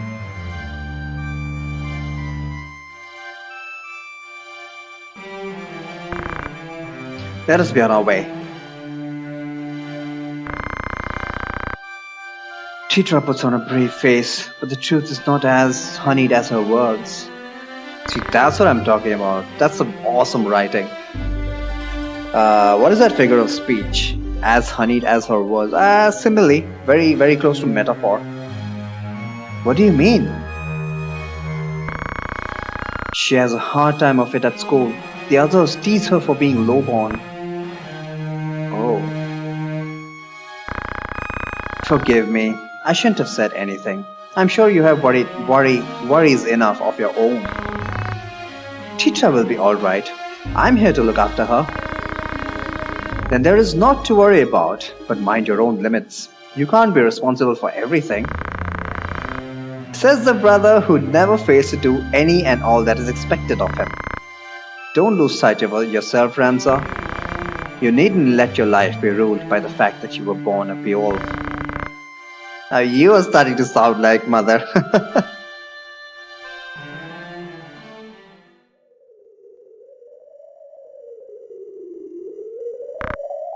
Ramza.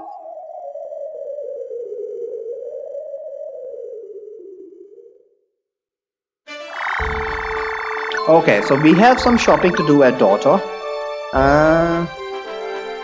Not right now. Maybe not right now. Hang on. Do we have anything in Chronicle? Oh shit!